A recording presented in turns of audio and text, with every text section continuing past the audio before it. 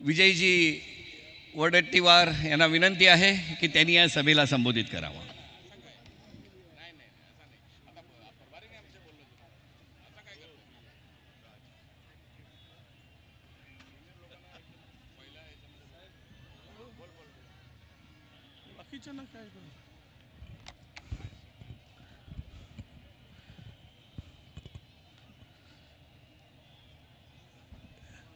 येत्या 20 तारखेला होऊ घातलेल्या लोकसभेच्या 6 जागांसाठी होत असलेल्या प्रचार सभेला उपस्थित महाविकास आघाडी आणि इंडिया आघाडीच्या प्रचार सभेला उपस्थित मंचावर असलेले सर्व मान्यवर आणि उपस्थित माझ्या सर्व देशभक्त राष्ट्रभक्त मतदार बांधवांनो, भगिनींनो आणि मित्रांनो, मी विदर्भातून आम्ही प्रचाराला सुरुवात केली आणि महाराष्ट्रातील शेवटच्या टप्प्यावर आपण आलो. मी आपल्या सर्वांना मुंबईकरांना विशेष करून सांगणार आहे, 10च्या 10 जागा इंडिया आघाडी जिंकत आहे आणि प्रचंड बहुमताने जिंकत आहे. हा विश्वास सुद्धा आपल्यासमोर ठेवतो. विदर्भच नव्हे, मराठवाड्यात सुद्धा महायुतीचा दारुण पराभव होईल आणि त्या मराठवाड्यातील जागा इंडिया आघाडी जिंकेल, हा सुद्धा विश्वास मी आपल्याला देतो आहे. अरे, लोकांची घरं फोडून, लोकांचे दरवाजे चोरून शिवसेनेचा दरवाजा चोरला, राष्ट्रवादीचा दरवाजा चोरला, आमची एक खिडकी नेली. आता पुन्हा ज्याला दुसऱ्या कडेवर घेणार नाही म्हणून सांगत होते, तो झरोका सुद्धा काढून नेलाय.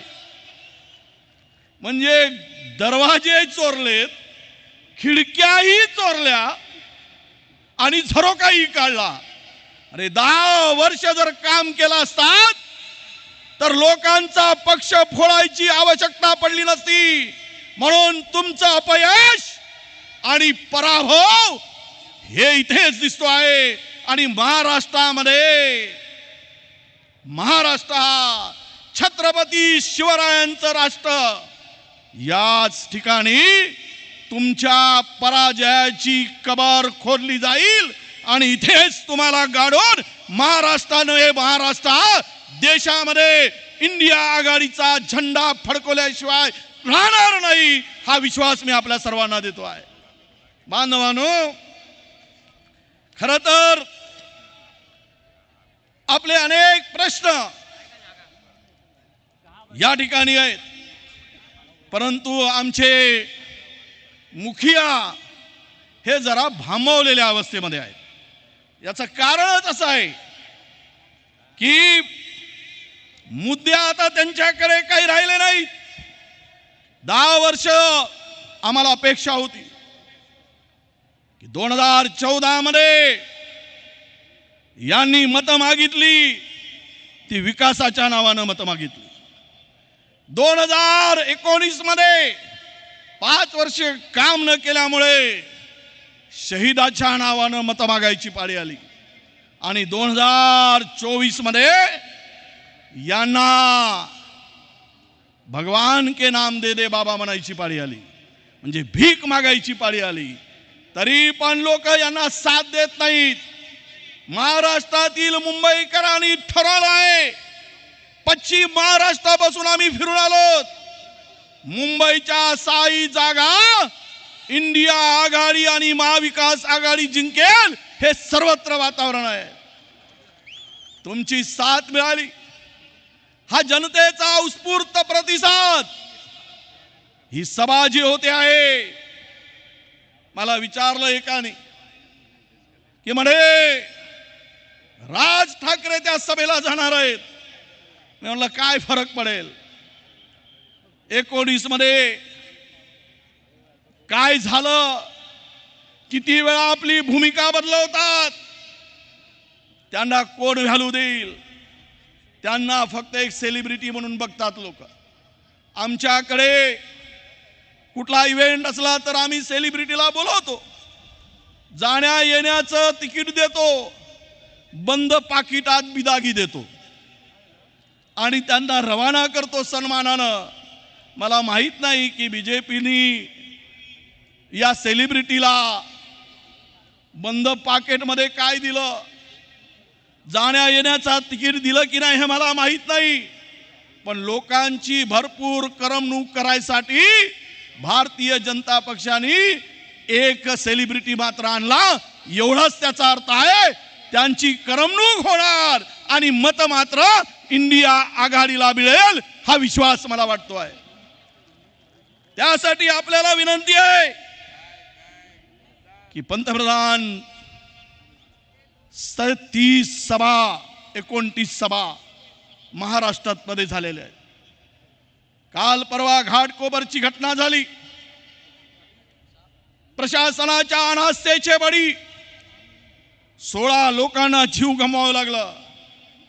रेस्क्यू ऑपरेशन तिकडे सुरू होता, तरी पण देशाचे पंतप्रधान मृतांच्या छाताळावर पाय ठेवून त्या ठिकाणून रॅली काढतात. मुंबई दुःखात होती. त्यांची यांना पर्वा नाही. यांना पर्वा, यांना चिंता फक्त मताची आहे. यांना चिंता लोकांच्या जीवाची नाही. सत्तेसाठी सत्ता पिपासू लोक मेले, मुंबई गेली तरी फरक पडणार नाही, कारण मुंबईचे लुटारू म्हणून ते त्या ठिकाणी उपस्थित आहेत. मुंबईचा उद्ध्वस्त करण्याचं काम सुरू झालेलं आहे. म्हणून आपल्याला मी एवढंच सांगेल की बांधवानं, शेतकरी उद्ध्वस्त झाला. 10 वर्षामध्ये 2 लाख शेतकऱ्यांनी आत्महत्या केल्या. जीएसटीच्या नावानं सामान्य माणसाला उद्ध्वस्त केलं आणि वरून गरिबांवर लावली, शेतकऱ्यावर जीएसटी लावली. कुठल्या कोणासाठी आहे? श्रीमंतासाठी आहे की गरिबासाठी आहे? गरिबांना लुटण्याचं काम झालं, श्रीमंतांना वाटण्याचं काम झालं. वर्षामध्ये सामान्य माणसाचं जगणं कठीण केलं आणि वरून हे सांगतात कि हमारी सरकार भ्रष्टाचारियों को जगह नहीं देगी, हम भ्रष्टाचारियों को साथ में नहीं रखेंगे.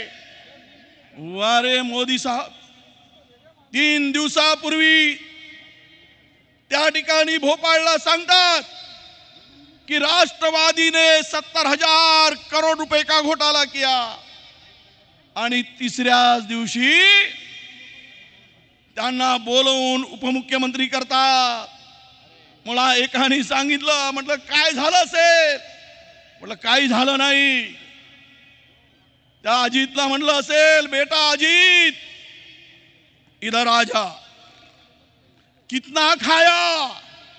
सरदार 70,000 करोड़ खाया. अरे बहुत कम खाया, ये तिजोरी की चाबी ले जा और इससे डबल खा जा. मेरा आशीर्वाद है तुम पे. जो जास्त खाईल त्याला मुख्यमंत्री, त्याच्यापेक्षा कमी खाईल त्याला उपमुख्यमंत्री, आणि ज्यांना ईडीची चौकशी झाली सुरू झाली की त्याला लोकसभेची उमेदवारी. असं चाललंय. देश लुटणाऱ्यांना सोबत घेऊन इमानदारीच्या गोष्टी सुरू झाल्या आहेत. म्हणून तुम्हाला मी विनंती करायला आलोय, मुंबईकरांना, महाराष्ट्रामध्ये आम्ही 38 पेक्षा अधिक जागा जिंकत आहोत. त्यामध्ये 6च्या 6 जागा मुंबईतल्या असल्या पाहिजेत. यासाठी आपल्याला जीवाचं उद्या 2 दिवस करायचंय काम. 6 जागा. आता मला काही मीडियाने विचारलं की त्यांनी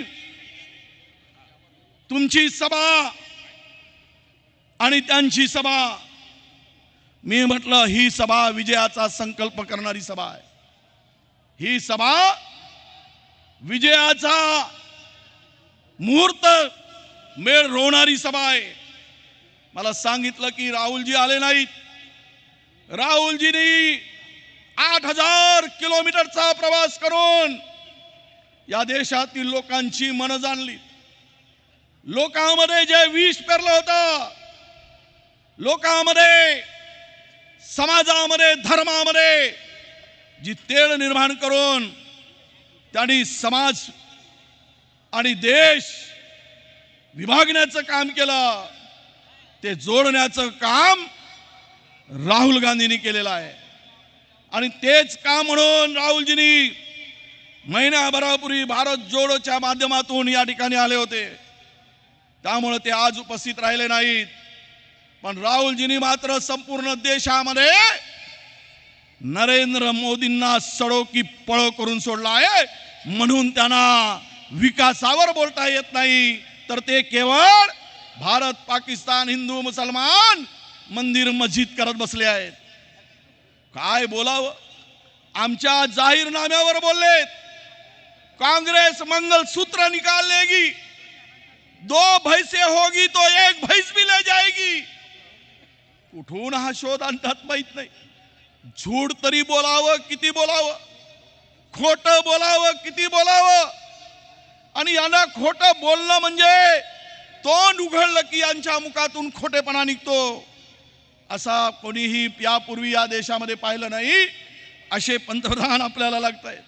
म्हणून तुम्हाला विनंती आहे, उद्याचा दिवस भारताच्या स्वातंत्र्याची दुसरी लढाई जिंकणार आहे. 1947 मध्ये भारत स्वतंत्र झाला, इंग्रजातून मुक्त झाला. पण येत्या 20 तारखेला तुम्ही मतदान करून मुंबईकरांनो, देशाचं संविधान वाचवण्यासाठी, देशाची लोकशाही टिकवण्यासाठी तुम्हाला कोणत्याही परिस्थितीमध्ये तुमचं मत हे महाविकास आघाडीला पडलं पाहिजे.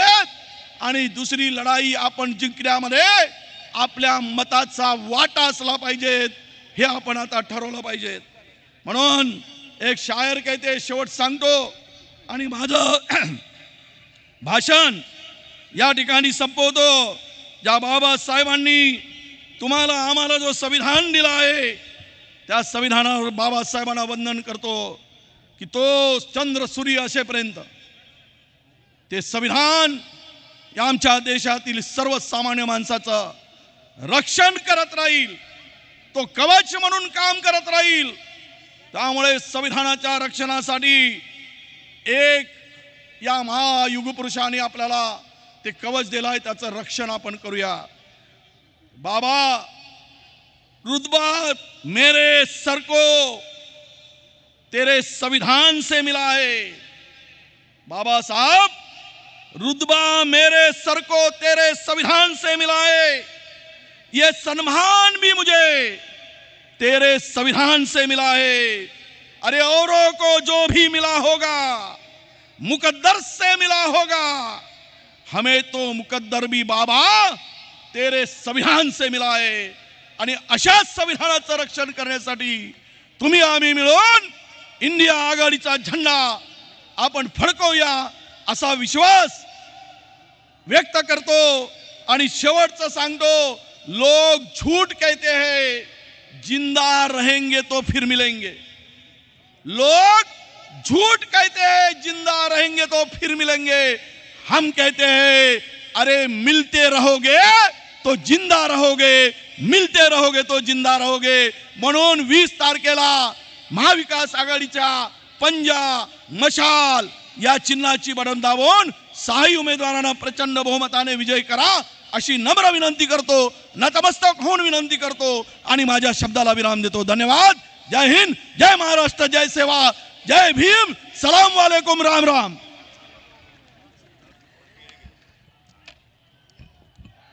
धन्यवाद विजयजी.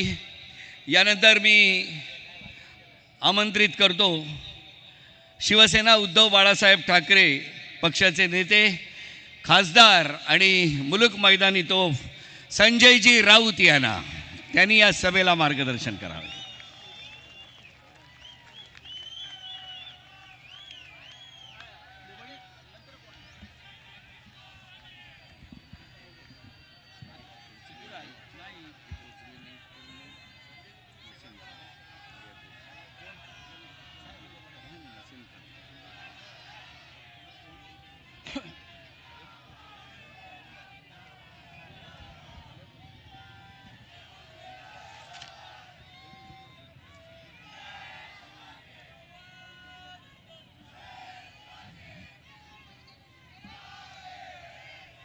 महाविकास आघाडी आणि इंडिया यांच्या वतीनं ही विराट सभा आज इथे होत आहे. आपल्या आघाडीतल्या सर्व पक्षांचे झेंडे इथे फडकत आहेत. सगळेच पक्ष आहेत. नरेंद्र मोदी देशाचे पंतप्रधान म्हणजे कार्यवाहक पंतप्रधान किंवा आता 4 जून नंतर जे भूतपूर्व पंतप्रधान होणार आहेत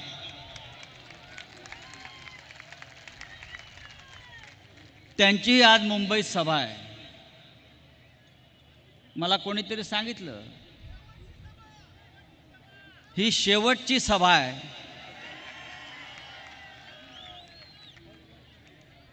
गेले काही दिवस त्यांचा मुक्काम तसा महाराष्ट्रातच आहे. मुंबईत वारंवार येत आहेत, रस्त्यावर फिरतायत, गल्लोगल्ली फिरतायत. एक लक्षात घ्या मोदीजी, आम्ही तुम्हाला रस्त्यावर आत्ताच आणलेलं आहे आणि 4 जून नंतर तुम्हाला तुमचा आवडता झोला घेऊन हिमालयात लागेल अशी व्यवस्था हा महाराष्ट्रच करणार आहे. या महाराष्ट्र ओळखत नाही. हा छत्रपती शिवाजी महाराजांचा महाराष्ट्र आहे. या महाराष्ट्राशी तुम्ही पंगा घेतलेला आहे आणि हा पंगा तुम्हाला आता महाग पडल्याशिवाय राहणार नाही.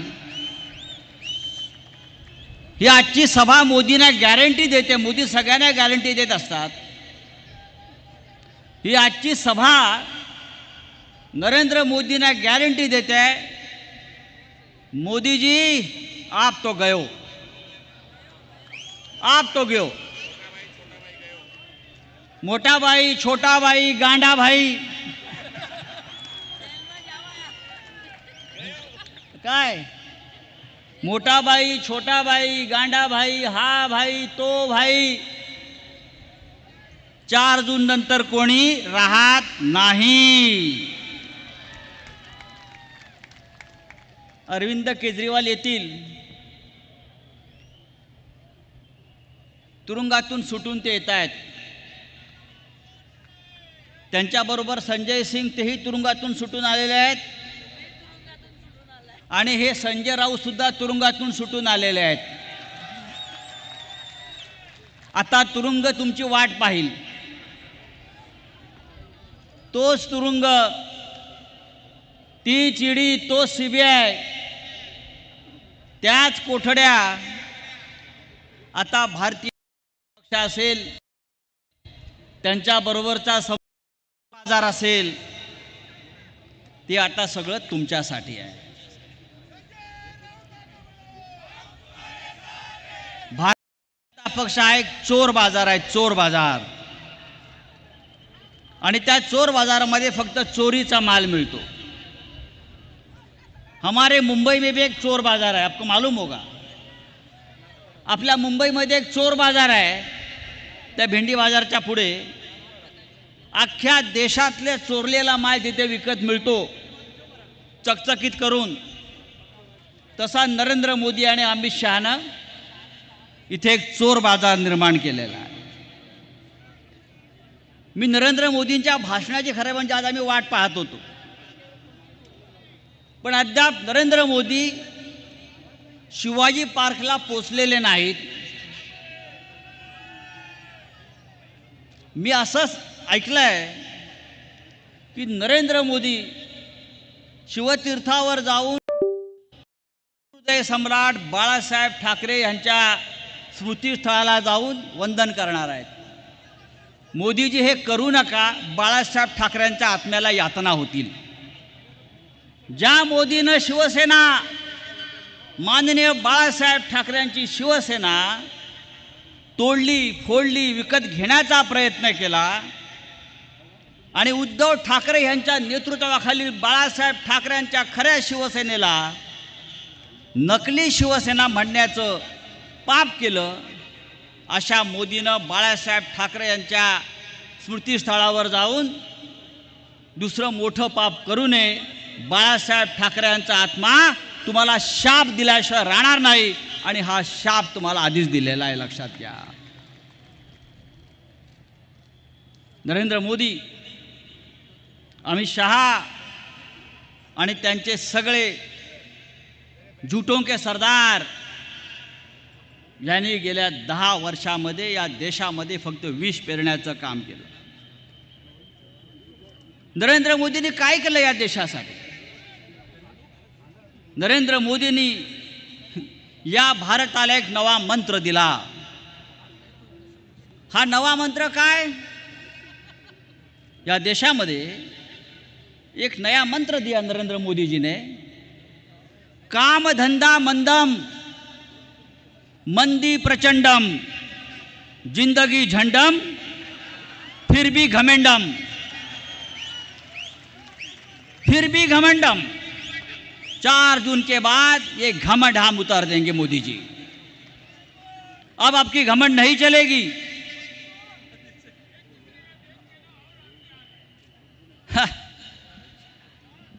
भारतीय जनता पार्टी आणि या महाराष्ट्रामध्ये नकली शिवसेना मिंदेची आणि अजित पवारचा राष्ट्रवादी काँग्रेस हे या महाराष्ट्राच्या मातीत निर्माण झालेलं पाप आहे.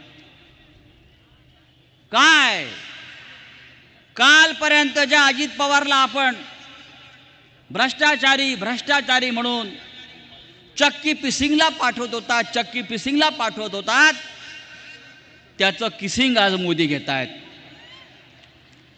हा मिंदे आणि त्याचे 40 लोक सगळ्यात मोठे भ्रष्टाचारी, त्यांना तुरुंगात टाकायला निघाला होतात.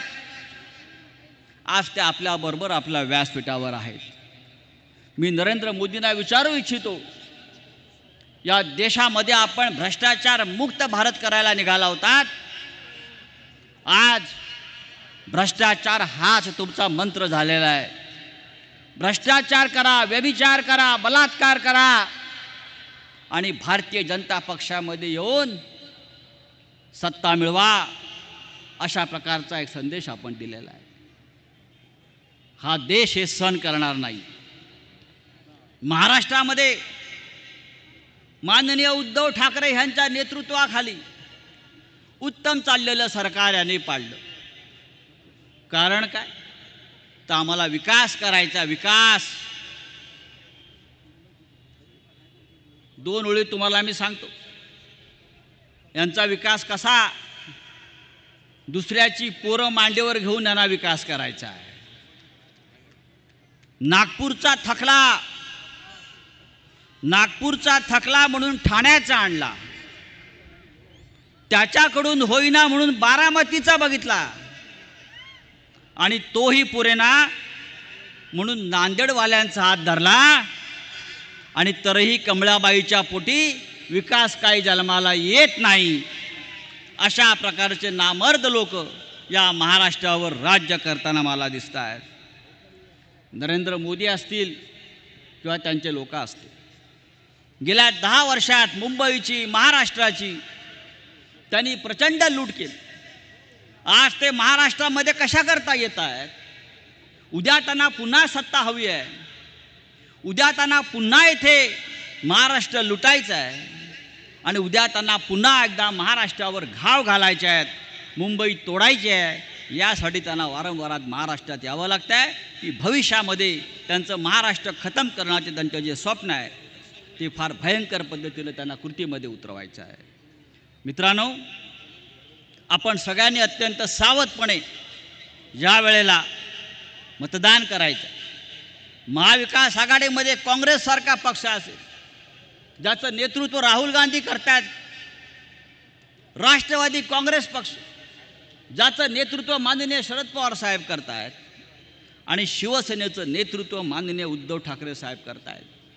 या तिघांनी मिळून या महाराष्ट्रात आणि देशामध्ये नरेंद्र मोदी समोर एक भयंकर असं मोठं आव्हान उभं केलेलं आहे.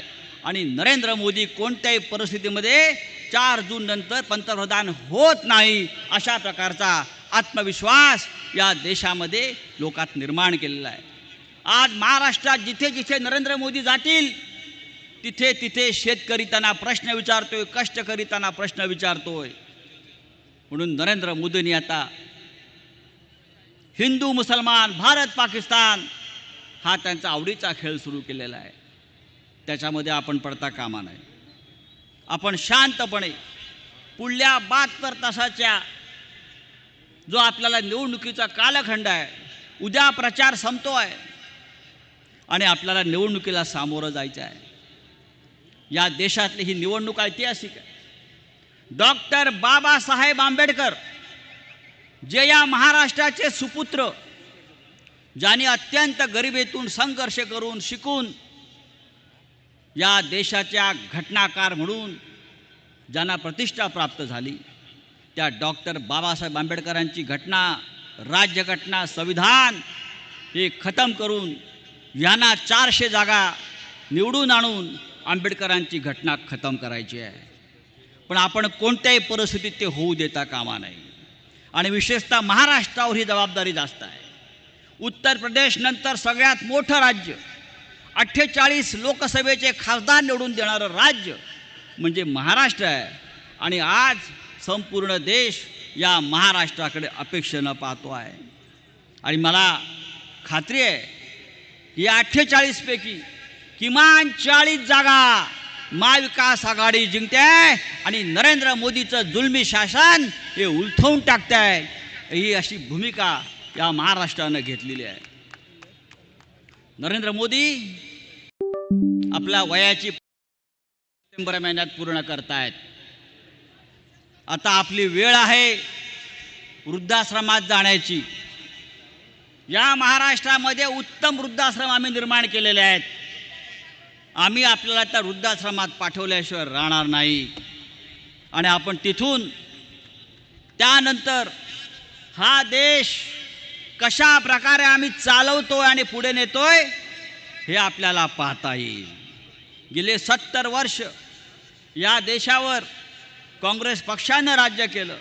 काही काळ अटल बिहारी वाजपेयी प्रधानमंत्री होते आणि प्रत्येकानं या देशाचा संविधानाचा आत्मा जपण्याचा प्रयत्न केला. पण आज ही वेळ आलेली आहे की नरेंद्र मोदींची 10 वर्ष ही या देशामध्ये फक्त विष पसरवण्यासाठी निर्माण झाली आणि ही विष आता आपण संपवलं पाहिजे. जाता जाता मी इतकं सांगेन, कवी दुष्यंत यांच्या 4 ओळी फार उत्तम आहेत, त्या नरेंद्र मोदींनी सुद्धा ऐकाव्यात. कैसे कैसे मंजर सामने आने लगे हैं, कैसे कैसे मंजर सामने आने लगे हैं, गाते गाते लोग चिल्लाने लगे हैं, अब तो इस तालाब का पानी बदल दो, ये कमल के फूल मुरझाने लगे हैं, ये कमल के फूल मुरझाने लगे हैं. या देशामध्ये कमळाबाईचा आता नाश होण्याची वेळ आलेली आहे. आणि मी खात्रीनं सांगतो आपल्याला की महाविकास आघाडी, इंडिया आघाडी हे या देशातले आणि राज्यातले पुढले राज्यकर्ते आहेत. मी पुन्हा एकदा या मुंबईकरांना आणि महाराष्ट्र जनतेला आवाहन करतो की आपण जास्तीत जास्त जागा या महाराष्ट्रातून संसदेत निवडून पाठवाव्यात आणि या देशामध्ये नरेंद्र मोदीचं हुकुमशाही शासन उलथवून टाकावं. जय हिंद, जय महाराष्ट्र. धन्यवाद राऊत साहेब. यानंतर मी विनंती करतो मुंबई प्रदेश काँग्रेस कमिटीचे कार्याध्यक्ष नसीम खान यांना की त्यांनी या सभेला संबोधित करावं. महाराष्ट्र प्रदेश काँग्रेस कमिटीचे कार्याध्यक्ष नसीम खान. व्यासपीठावर उपस्थित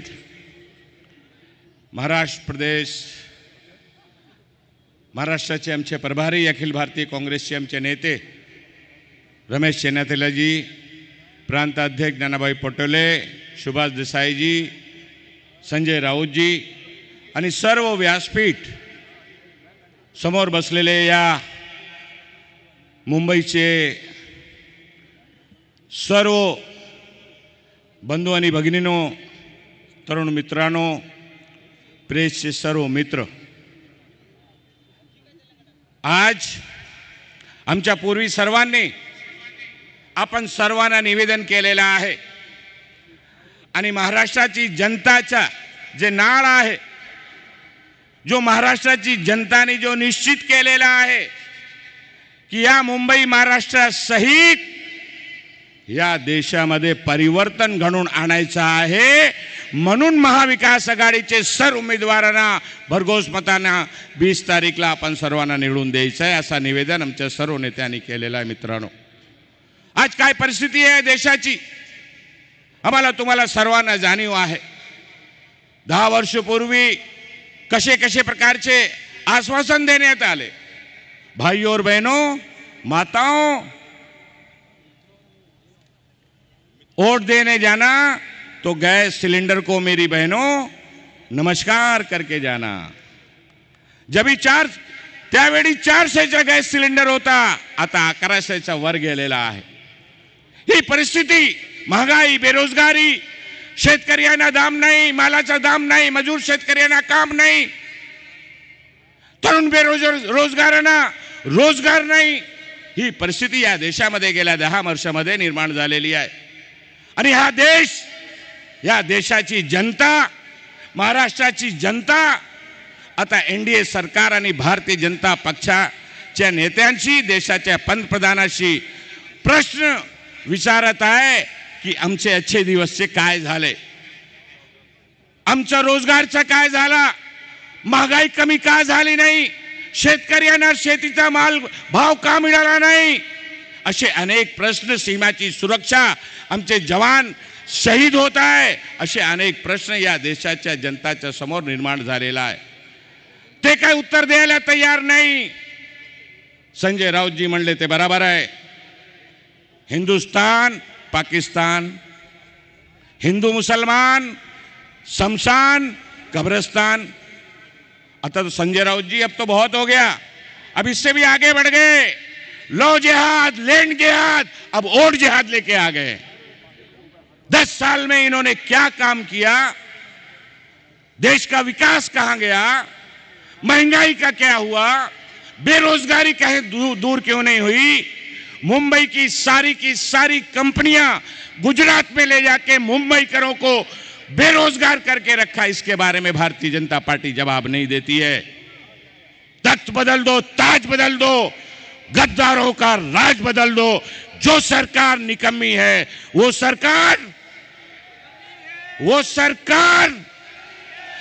सरकार बदलनी है. ये आज महाविकास आघाड़ी के सारे नेता आपसे विनती और निवेदन करने आए हैं. मैं आप सबको ज्यादा समय नहीं लेना चाहता. बहुत सारे हमारे नेता अलग अलग पक्ष के, अलग अलग पार्टी के यहां पर बोलने वाले हैं. आज देश बचाने की ये लड़ाई है, देश के संविधान को बचाने की लड़ाई है, देश के लोकतंत्र को बचाने की लड़ाई है. राहुल गांधी जी, खड़गे जी, कांग्रेस पार्टी, उद्धव ठाकरे जी, शरद पवार जी, केजरीवाल जी, अखिलेश यादव जी, सारे के सारे इंडिया गठबंधन के नेता इस देश को बचाने की लड़ाई में एक साथ खड़े हैं. आप याद करिए, जब जब इंडिया की टीम मजबूत होती है तब तक इंडिया सिर्फ देश में नहीं जीतती, वर्ल्ड कप जीत के आती है, वर्ल्ड की चैंपियन बनती है. आज हमारी इंडिया टीम मजबूत हो गई है और इस देश में परिवर्तन लाने का काम इंडिया गठबंधन की सरकार कर रही है. और देश के हिंदू और मुसलमान, सिख और ईसाई मिलजुल कर अपना आशीर्वाद दे रहे हैं. हमें विश्वास है कि मुंबई सहित महाराष्ट्र में, पूरे देश में एक परिवर्तन की लहर चल रही है. इसीलिए आज इस सभा का नाम परिवर्तन सभा दिया गया है. देश परिवर्तन करना है, देश को बचाना है, देश के लोकतंत्र को बचाना है, देश के संविधान को बचाना है. और इंडिया गठबंधन के सभी उम्मीदवारों को, मुंबई के 6 के 6 लोकसभा के हमारे उम्मीदवारों को कांग्रेस के उम्मीदवार, शिवसेना के उम्मीदवार, कांग्रेस का हाथ का पंजा और हाथ में लेके मशाल बजा के तुतारी कांग्रेस इंडिया गठबंधन के उम्मीदवारों को जिताने का काम आप सबको करना है। यही आपसे मैं निवेदन करने के लिए खड़ा हुआ हूं। बहुत बहुत धन्यवाद, बहुत बहुत शुक्रिया। जय हिंद, जय महाराष्ट्र, जय भीम।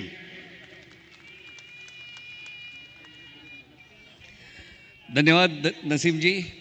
यानंतर मी विनंती करतो महाराष्ट्र प्रदेश काँग्रेस कमिटीचे अध्यक्ष नाना पटोले यांना त्यांनी या सभेला संबोधित करावं।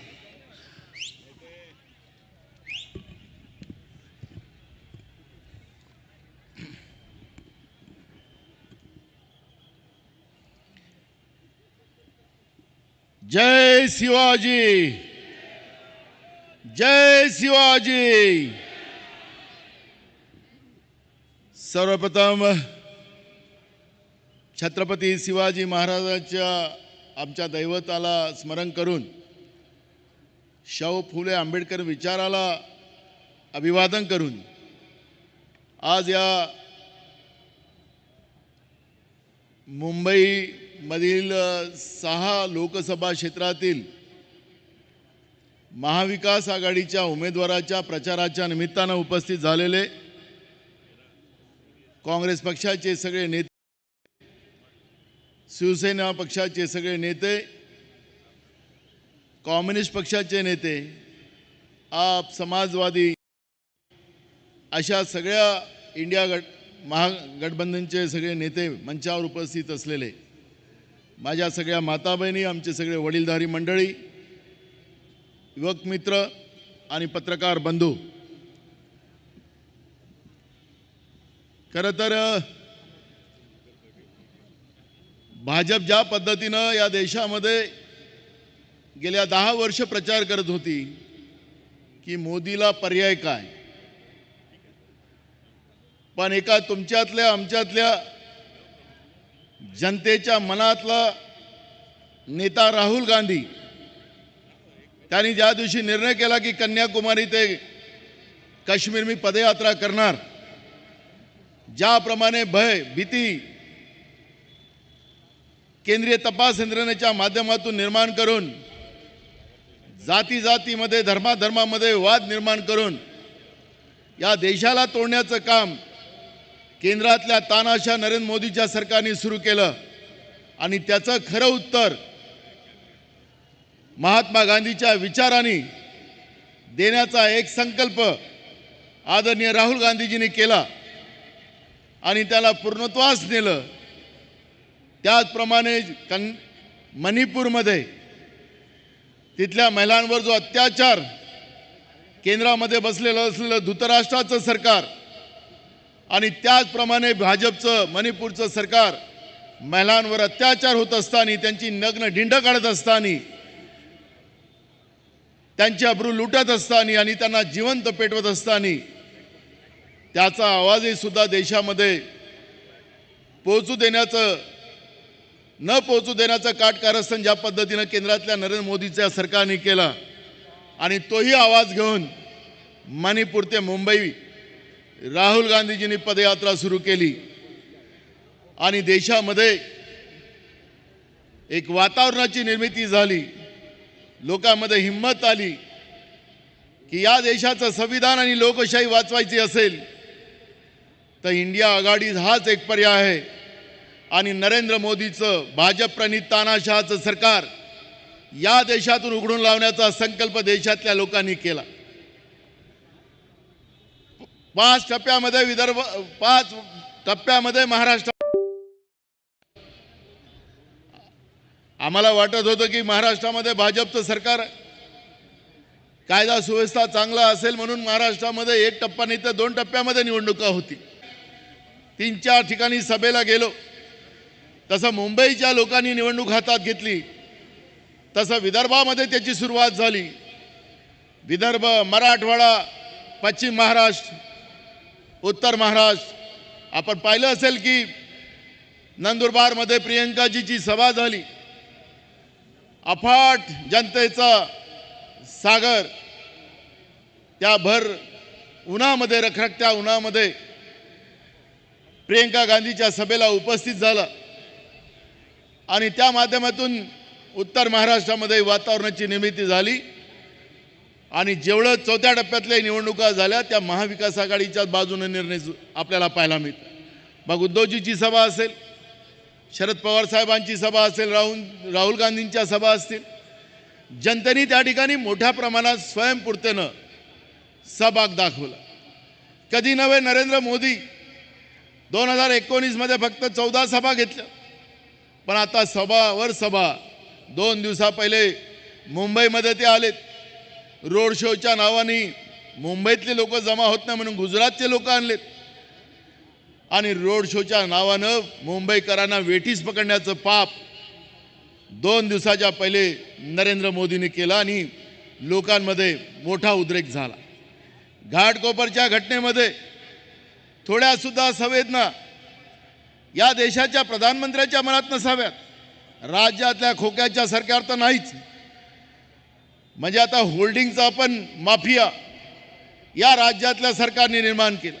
रेती माफिया, जमीन माफिया, अशा पद्धतीने या खोक्याच्या सरकारने या राज्यामध्ये संपूर्ण वातावरण गढूळ करण्याचं काम केलं. घाटकोपरच्या घटनेमध्ये निष्पाप लोकांचा जीव गेला, पण नरेंद्र मोदींच्या मनामध्ये कोण मेलं याची काळजी नाही. मला सत्ता कशी कायम ठेवता येईल त्या खुर्चीची चिंता त्यांच्या मनात. आमचे मित्र संजय राऊतांनी या ठिकाणी सांगितलं की 4 जूनला नरेंद्र मोदीच्या तानाशा सरकारचा शेवट होणार आहे आणि मुंबईची जी आज सभा होती आहे ही सभा प्रधानमंत्री म्हणून नरेंद्र मोदीची शेवटची सभा राहणार आहे आणि महाराष्ट्र नरेंद्र मोदी मुक्त अशा पद्धतीचं निर्णय महाराष्ट्राच्या जनतेने केलेला आहे. या निवडणुकीच्या प्रक्रियामध्ये राज्यामध्ये 267 शेतकऱ्यांनी आत्महत्या केली. राज्यामध्ये पिण्याच्या पाण्याची अडचण निर्माण झाली. जनावराला चारा नाही, शेतकऱ्यांच्या शेतीच्या मालाला भाव नाही, दुधाला भाव नाही आणि अशा परिस्थितीत शेतकरी पूर्ण अडचणीत आला. प्रधानमंत्र्यांच्या सभा पूर्ण महाराष्ट्रामध्ये झाल्यात, पण शेतकऱ्यांबद्दलचा एक शब्द सुद्धा त्या ठिकाणी काढला गेला नाही. सातत्यानं हिंदू मुस्लिम अशा पद्धतीचं वातावरण निर्माण केलं गेलं, पण महाराष्ट्राची जनता, छत्रपती शिवाजी महाराजांची जनता, या जनतेने निर्णय केला की तुमचा हिंदू मुसलमान वाद नाही चालणार. या महाराष्ट्राची जी बरबादी आपण केली, महाराष्ट्राचे उद्योग गुजरातमध्ये तुम्ही घेऊन गेलेत, या राज्याच्या तरुणांना तुम्ही देशोधडीला लावलं, बेरोजगार केलं. त्या प्रश्नाचं उत्तर पहिले द्या. सोशल मीडियावर कधी केंद्रामध्ये काँग्रेस इंडियाचं आघाडीचं सरकार आलं तर तुमच्या म्हशी चोरून नेतील, कधी सांगतात मंगळसूत्र चोरून नेईल. पण ज्या पद्धतीनं 5 गॅरंटी राहुल गांधीजींनी, आमचे नेते, आमचे राष्ट्रीय अध्यक्ष मल्लिकार्जुन खरगे साहेब, आदरणीय उद्धव ठाकरे साहेब, आदरणीय शरद पवार साहेबांनी दिली, त्या आधारावर महाराष्ट्राच्या जनतेने एक एकोपा केला. महिलांच्या सुरक्षेचा प्रश्न आहे, त्यांना न्याय देण्याची भूमिका त्या ठिकाणी व्यक्त केली. त्यांना आर्थिक ताकद देण्याचा संकल्प त्या ठिकाणी केला. तरुणांना सुद्धा 30 लाख कर्मचाऱ्यांची पदं जे केंद्रामध्ये बाकी आहेत ती संपूर्ण पदं भरली जातील आणि कायद्यामध्ये सुधारणा केली जाईल. महाराष्ट्रामध्ये आपण पाहतोय की महाराष्ट्रामध्ये पोलिसांच्या भरत्या असतील, तलाठ्यांच्या भरत्या असतील, कृषी सहाय्यकाच्या भरत्या असतील, याच्यामध्ये 1000 रुपये देऊन आमच्या तरुण मुलामुलींना परीक्षेला बसायला संधी मिळतं. पण ऐन वेळेवर पेपर लीक करणं आणि त्या ठिकाणी त्यांचं आयुष्य बर्बाद करण्याचं जो धडाका BJPनं लावलेला आहे, जवळपास 10 वर्षामध्ये 6 पिढ्या या देशातल्या तरुणांच्या बर्बाद करण्याचं पाप ज्या भाजपने केलं आणि म्हणून त्यामध्ये कायद्यात सुधारणा केली जाईल. जो कोणी पेपर लीक करेल त्याला जन्मठेपेची शिक्षा देण्याचा कडक कायदा करू अशा पद्धतीची गॅरंटी दिली आणि तरुणांना न्याय देण्याची भूमिका घेतली. मित्र, आर्थिक ताकद, एकीकडे GST सारखा कायदा आणून तुम्हा आम्हाला लुटलं गेलं, त्यांच्या मित्रांना पैसे देण्यात आले आणि म्हणून त्या GST कायद्यामध्ये बदल करण्याचा संकल्प गॅरंटी वॉरंटी सहित देण्याचा निर्णय केला गेला. आणि म्हणून या ठिकाणी शेतकऱ्यांना न्याय असेल, महिलांना न्याय असेल, तरुणांना न्याय असेल, महागाई कमी करून सर्वसामान्याला न्याय देण्याचा एक संकल्प इंडिया आघाडीच्या सरकारने केलेला आहे. आणि म्हणून महाराष्ट्राने निर्णय केलेला आहे की 100% महाराष्ट्रातून भाजप मुक्त असा निर्णय महाराष्ट्राच्या जनतेने केलेला आहे. आणि म्हणून मी पाहतोय की मुंबईसहित महाराष्ट्रामध्ये ज्या निवडणुका होतात आहेत, झालेल्या आहेत, त्या ठिकाणी जनतेने निवडणुका हातात घेतल्या स्वयंपूर्तेनं. आज विरोधकांची सभा समजा शिवाजी पार्कमध्ये असेल, पण ते सगळेच्या सगळे लोक मुंबईच्या बाहेरचे आहेत. मुंबईचे लोक नाही गेली त्यांच्या सभेला. ज्यांना इथं मत मारायचं नाही त्यांना इथं आणलं गेलं. गुजरातचे लोक आणले गेले, कर्नाटकमधून लोक आणलीत, बाहेरचे लोक तिथं आणली गेली. आणि बाहेरच्या लोकांच्या समोर झुटो के सरदार पुन्हा भाषण त्या ठिकाणी करतील. आणि तेच रटाळ भाषण जनतेला 10 वर्षात आम्ही काय दिलं हे कधीच त्यांनी स्पष्टतेनं सांगितलं नाही. पण आमच्या महाराष्ट्राला लुटण्याचं काम ज्या पद्धतीने केलं, मला की महाराष्ट्रामध्ये उद्धव साहेबांची सरकार जेव्हा पाडली गेली, त्या पाडण्याच्या मागे सगळ्यात मोठा उद्देश होता की साठी नरेंद्र मोदीचं एक मोठं स्वप्न होतं की मुंबईच गुजरातमध्ये कशी लुटून नेता येईल, यांचा तो प्रयत्न होता.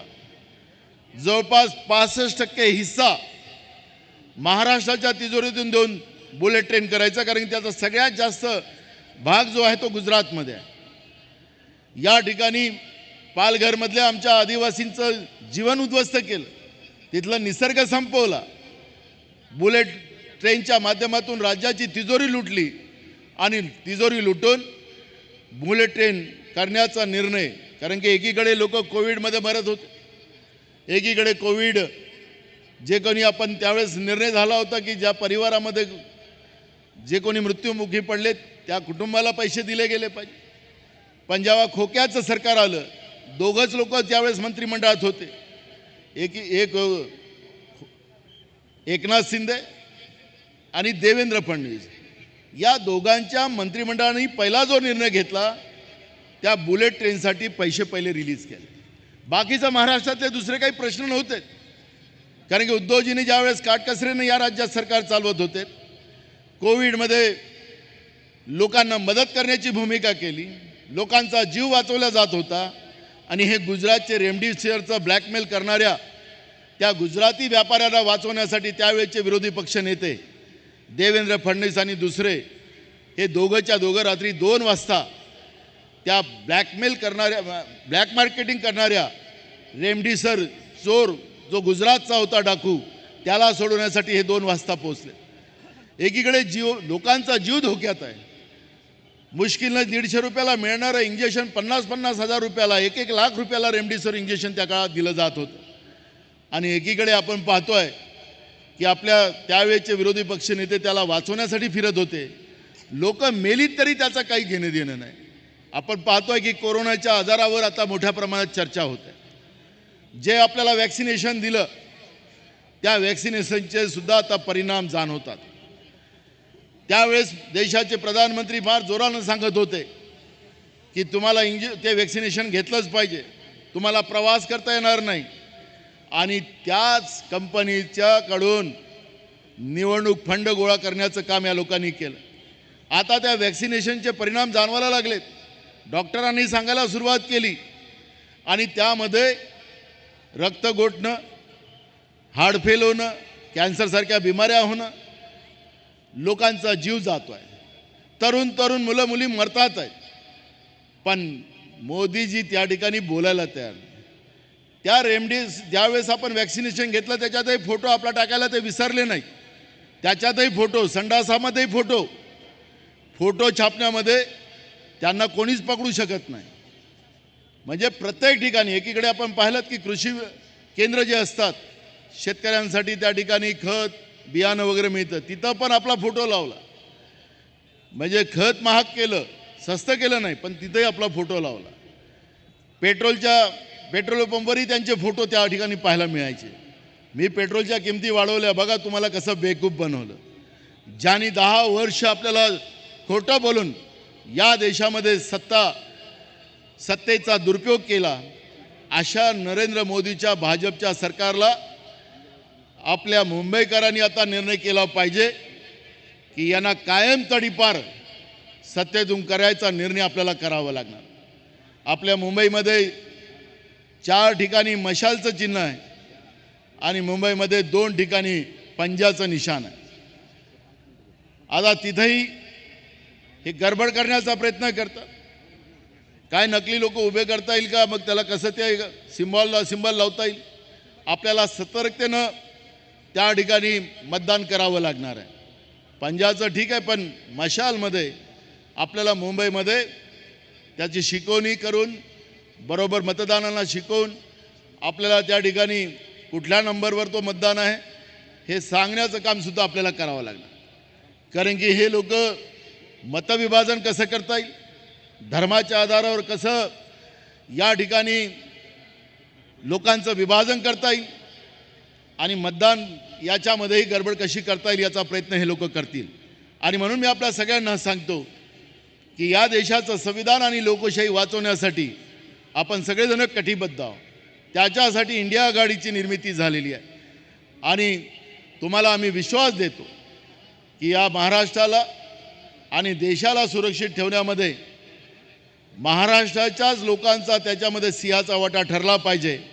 आणि म्हणून महाराष्ट्रामधून मुंबईसह ज्या काही आता जागा आपल्या निवडणुकीसाठी वाचलेल्या आहेत त्या सगळ्या ठिकाणी महाविकास आघाडीचे आपले उमेदवार भरघोष मताने निवडून याव्यात अशा पद्धतीची नम्र विनंती मी आपल्या सगळ्यांच्या चरणी या ठिकाणी करतो आणि माझे 2 शब्द पूर्ण करतो. धन्यवाद.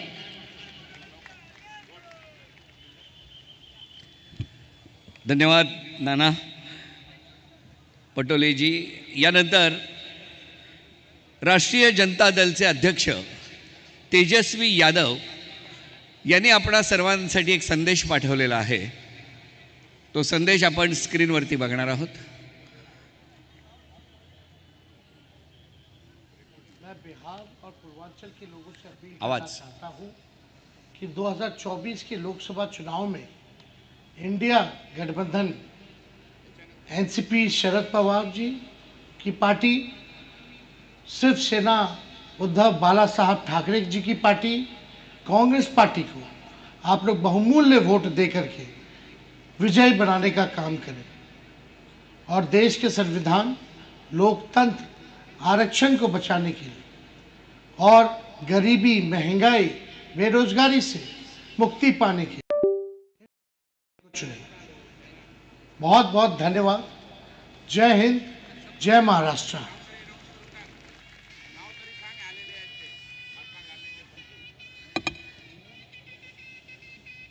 या ठिकाणी आपल्या सर्वांच्या उपस्थितीमध्ये व्यासपीठावर राष्ट्रपिता महात्मा गांधी यांचे नातू तुषारजी गांधी सुद्धा आपणा सर्वांमध्ये आहेत.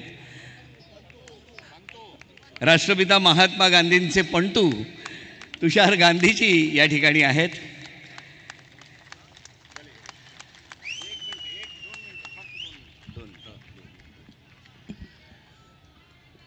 नमस्कार. मी मराठीत बोलतो कारण माझी आई महाराष्ट्रीयन आणि माझे वडील गुजराती होते, म्हणून खराखुरा मुंबईकर आहे मी. दोन्ही वारसे मला भेटलेत. पर जब जाहिर बात करनी होती है तो हिंदी में बोलना ज़्यादा उचित समझता हूँ. मेरे पास वक्त कम है. मैं सिर्फ इतना कहना चाहता हूँ कि ये बहुत महत्वपूर्ण एक वक्त है जब मंच पे सारे पॉलिटिकल पार्टीज़ के नेता बैठे हैं. उन्हीं के बीच नागरिकों के बीच में नागरिकों के मुद्दों पर काम करने वाले मेरे जैसे को भी स्थान दिया गया और मुझे बोलने का एक मौका दिया गया. ये दिखाता है कि इस गठबंधन को नागरिकों का समर्थन किस हद तक प्राप्त है। मेरा इधर आने का एक और मकसद है जो ऐतिहासिक है, क्योंकि मैं ये बात आप सबको बताना चाहता हूँ कि उद्धव जी के दादा प्रबोधनकार ठाकरे जी का मेरे परिवार पर बहुत बड़ा एहसान है। प्रबोधनकार जी ने जब बापू की विदर्भ में हत्या करने का एक प्रयास, उनको पता चला कि बापू की हत्या करने का प्रयास विदर्भ में होने वाला है, तो बापू के साथ साथियों को उन्होंने इस बात बताई कि उनका संरक्षण आपने करना है, और उन्होंने एक जाहिर चेतावनी दी थी कि ये जो गांधी को मारने के प्रयास महाराष्ट्र में लगातार किए जा रहे हैं, ये बंद होने चाहिए। उस प्रयास में से मेरे परदादा बचे थे, और उसका एहसान, ठाकरे परिवार के पूर्वजों का जो एहसान हमारे ऊपर है, वो हमने सबके सामने बताना ही चाहिए। और इसलिए मैं ये बात के लिए मेरा जो एक आभार मानने की एक औपचारिकता है, क्योंकि आभार मानने की ज़रूरत नहीं है, उन्होंने अपने कर्तव्य को निभाया था, और वही चीज़ इतिहास में आज इस मंच पे मुझे ले आई है। आज भी वो हत्यारी विचारधारा हम पे हावी होने की कोशिश कर रही है, पर हमने पहले भी उनको हराया है, आज भी हम एकजुट होकर उनको हराएंगे। ये जो यहाँ सब लोग आए हैं, वो इस बात का सबूत है कि अगर मशाल की रोशनी है, अगर तुतारी की रण भेदी गर्जना है, तो उनके साथ हाथ की ताकत है। जो महाराष्ट्र का एक गौरव हुआ करता था कि इसको फूले, शाहू, छत्रपति और अंबेडकर की भूमि कहा जाता था, इसके साथ दुर्भाग्य की बात है कि अब महाराष्ट्र के नाम के साथ गद्दारों का नाम भी जुड़ गया है, और यही गठबंधन है जो उस कचरे को साफ करके भूमिका थी इस देश में, उसको वापस स्थापित करेंगे। मैं बहुत बोलना नहीं चाहता, लेकिन ये ज़रूर कहना चाहता हूँ कि 20 तारीख को महाराष्ट्र की राजनीति का स्वच्छता अभियान नागरिकों ने चलाना है, और ये कूड़ा करकट उठा के बाहर फेंक देना है। जय हिंद, जय महाराष्ट्र।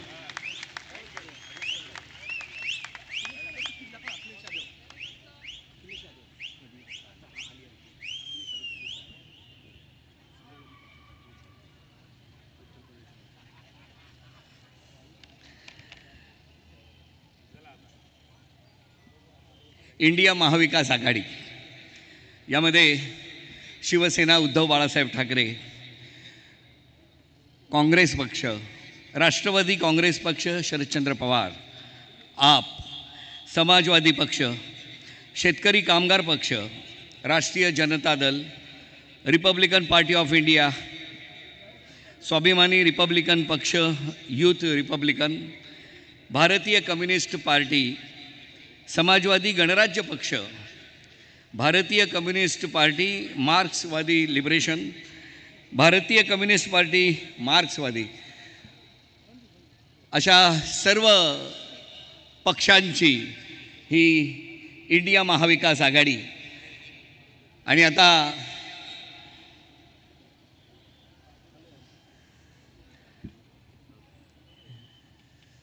ज्यांची आपण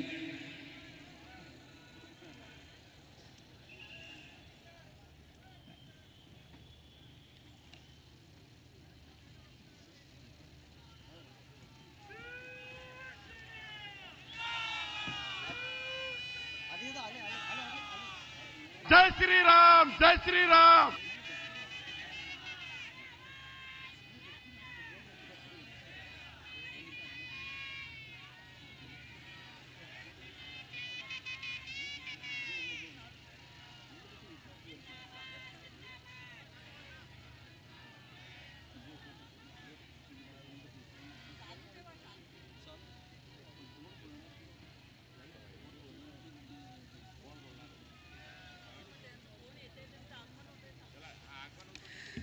काही वेळामध्ये शिवसेना उद्धव बाळासाहेब ठाकरे पक्षाचे पक्षप्रमुख आदरणीय उद्धवसाहेब ठाकरे, राष्ट्रवादी काँग्रेस पक्षाचे आदरणीय शरदचंद्र पवार साहेब, आप पक्षाचे अध्यक्ष आणि दिल्लीचे मुख्यमंत्री अरविंद केजरीवालजी, त्याचबरोबर अखिल भारतीय काँग्रेस कमिटीचे अध्यक्ष मल्लिकार्जुन खरगे साहेब, या सर्वांचं काही क्षणामध्ये मंचावरती आगमन होत आहे. आजची ही परिवर्तनाची जाहीर सभा आणि या व्यासपीठावर सर्व प्रमुख पक्षाचे सन्माननीय नेते, या सर्वांना आपणा सर्वांच्या वतीने शुभेच्छा देऊन मी विनंती करतो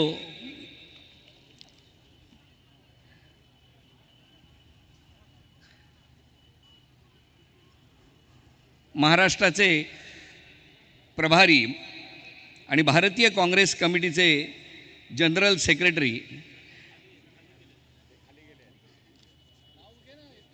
रमेश चेन्नीतला यांनी आपले विचार मांडावे.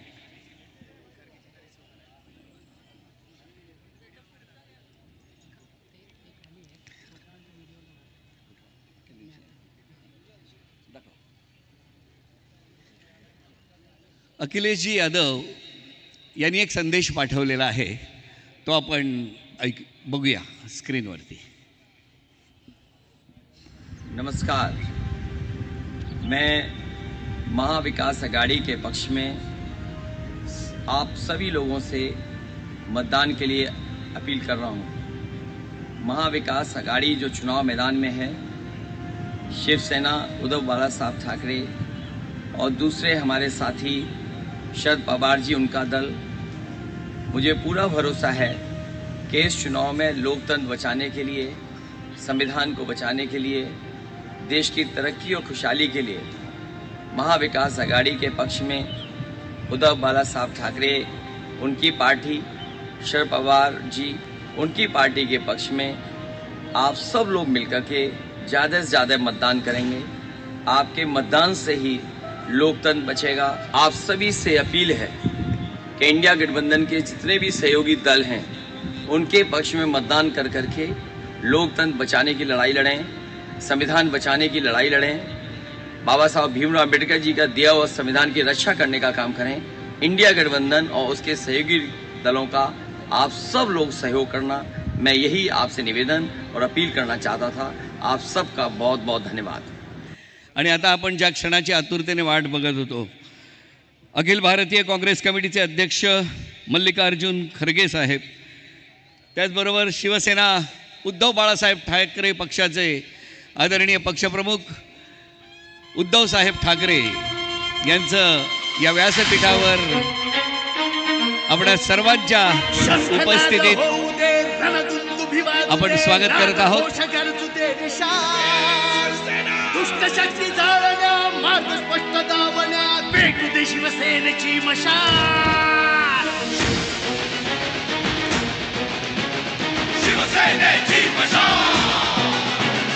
हिंदू हा तुझा धर्म, जाणून घे हेच मर्म, जीवन करत्यास तू बहाल.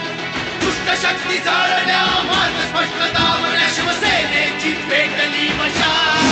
छत्रपती शिवाजी महाराज की,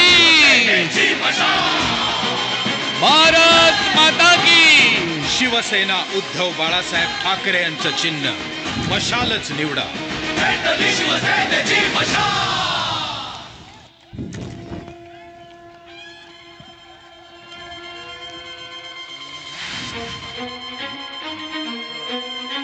शंखनाद होऊ दे, रणदुंदुभी वाजू दे, नाद घोष गरजू दे निशाल. दुष्ट शक्ती जाळण्या, मार्ग स्पष्ट दाबण्या, पेटू दे शिवसेनेची मशाल. शिवसेनेची मशाल. हिंदू हा तुझा धर्म, जाणून घे हेच मर्म, जीवन करत्यास मी विनंती करतो छत्रपती शिवाजी महाराजांच्या पुतळ्यास पुष्पहार अर्पण करावा. छत्रपती शिवाजी महाराज की.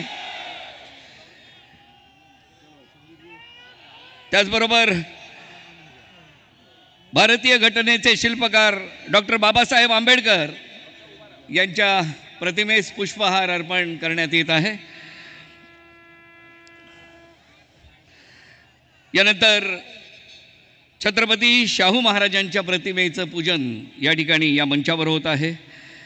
महात्मा ज्योतिबा फुले आणि वंदनीय हिंदू हृदय सम्राट शिवसेना प्रमुख बाळासाहेब ठाकरे या सर्वांच्या प्रतिमांचं पूजन सन्माननीय प्रमुख नेत्यांच्या हस्ते संपन्न होत आहे. आणि यानंतर मी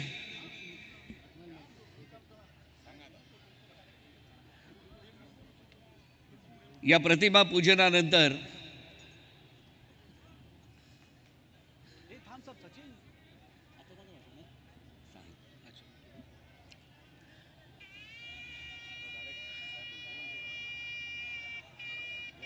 छत्रपती शिवाजी महाराज की.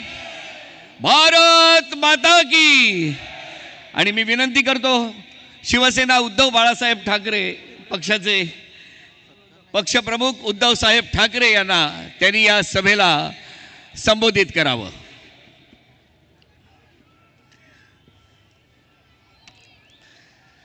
अत्यंत महत्त्वाची ही विकास आघाडीची परिवर्तन जाहीर सभा आणि या सभेसाठी सर्व सन्माननीय नेत्यांची उपस्थिती आहे.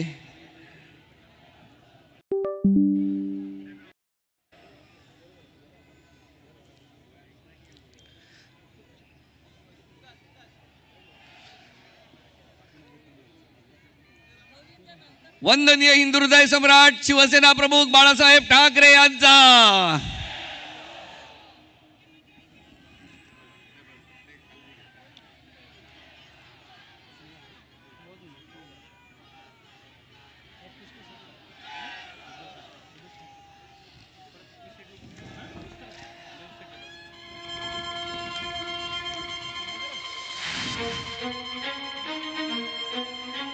शस्त्रनाद होऊ दे, रणदुंदुभी वाजू दे, नाद घोष गरजू दे निशाण. दुष्ट शक्ती जाळण्या, मार्ग स्पष्ट दावण्या, पेटू दे शिवसेनेची मशाल. काही वेळामध्ये राष्ट्रवादी काँग्रेस शरदचंद्र पवार पक्षाचे शरदचंद्र पवार साहेब या ठिकाणी उपस्थित राहणार आहेत.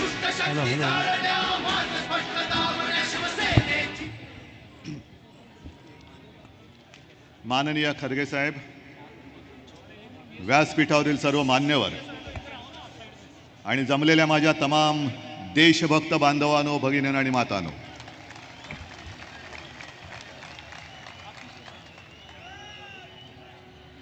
उद्या 5 वाजता प्रचार संपतोय. तसं पाहिलं तर ही निवडणूक प्रचाराची सांगता सभा आहे आणि आपल्या विजयाची नांदी ठरणारी ही विराट जनसभा आहे. आज मुंबईमध्ये 2 सभा होत आहेत. एका बाजूला तुम्ही सगळे आलेला आहात, आपण सगळे आलेलो आहोत, आणि दुसऱ्या बाजूला कोण जमले तुम्हाला कल्पना आहे. सगळे गद्दार आणि भाडोत्री, सगळे बेअकले आणि नकली, अशी असली शिवसेना, असली काँग्रेस, असली राष्ट्रवादी आणि सर्व मित्रपक्ष आहेत, त्यांची ही सभा आहे. तिकडे सगळी भाडोत्री माणसं आहेत, वक्ते भाडोत्री, उमेदवार भाडोत्री, आणि मला असं कळलं की माणसं सुद्धा भाड्याने आणलेत. इकडे एकाने तरी हात वर करून सांगायचं की कोणाला भाडं दिले का रे. एक तरी भाडखाऊ आहे. सगळे तिकडे गेलेत. आणि गंमत म्हणजे मी थोडासा रिपोर्ट घेत होतो. आत्ता 4 जूनपर्यंतचे पंतप्रधान नरेंद्र मोदी बोलायला उभे राहिलेत, कारण 4 जून नंतर ते पंतप्रधान नसणार आहेत. हे आपण ठरवलेलं आहे. मी काल मुलाखत देताना एक शब्द वापरला की ज्याप्रमाणे नरेंद्र मोदीजींनी आपल्याला फसवलं होतं, नोटबंदी जाहीर केली, अचानक 8 वाजता उतरले टी व्हीवर आणि सांगितलं, आपल्याला सगळ्यांना वाटलं होतं की काहीतरी चांगलं पंतप्रधान आलेत, काहीतरी चांगलं बोलतील, पण आले आणि सांगितलं की तुमच्याकडे ज्या चलनी नोटा आहेत त्या नोटा आज रात्री 12 वाजल्यापासून फक्त कागदाचे तुकडे राहतील, त्यांचं चलनी महत्त्व 12 वाजल्यापासून रद्द करण्यात येत आहे. त्याला डिमॉनिटायझेशन म्हणतात. मग तसंच मोदीजी, तुम्ही आज शिवाजी पार्कवरनं बोलतायत, बोलून घ्या. पंतप्रधान म्हणून शेवटचे मुंबईत आले आहेत, बोलून घ्या. कारण 4 जूनला संपूर्ण देश डिमोदीनेशन करणार आहे. याचा अर्थ असा की जसं चलनी नोटा फक्त कागदाचे तुकडे राहिले होते, तसं तुम्ही 4 जून नंतर फक्त नरेंद्र मोदी राहाल, देशाचे पंतप्रधान राहणार नाही, कोणत्याही परिस्थितीत राहणार नाही.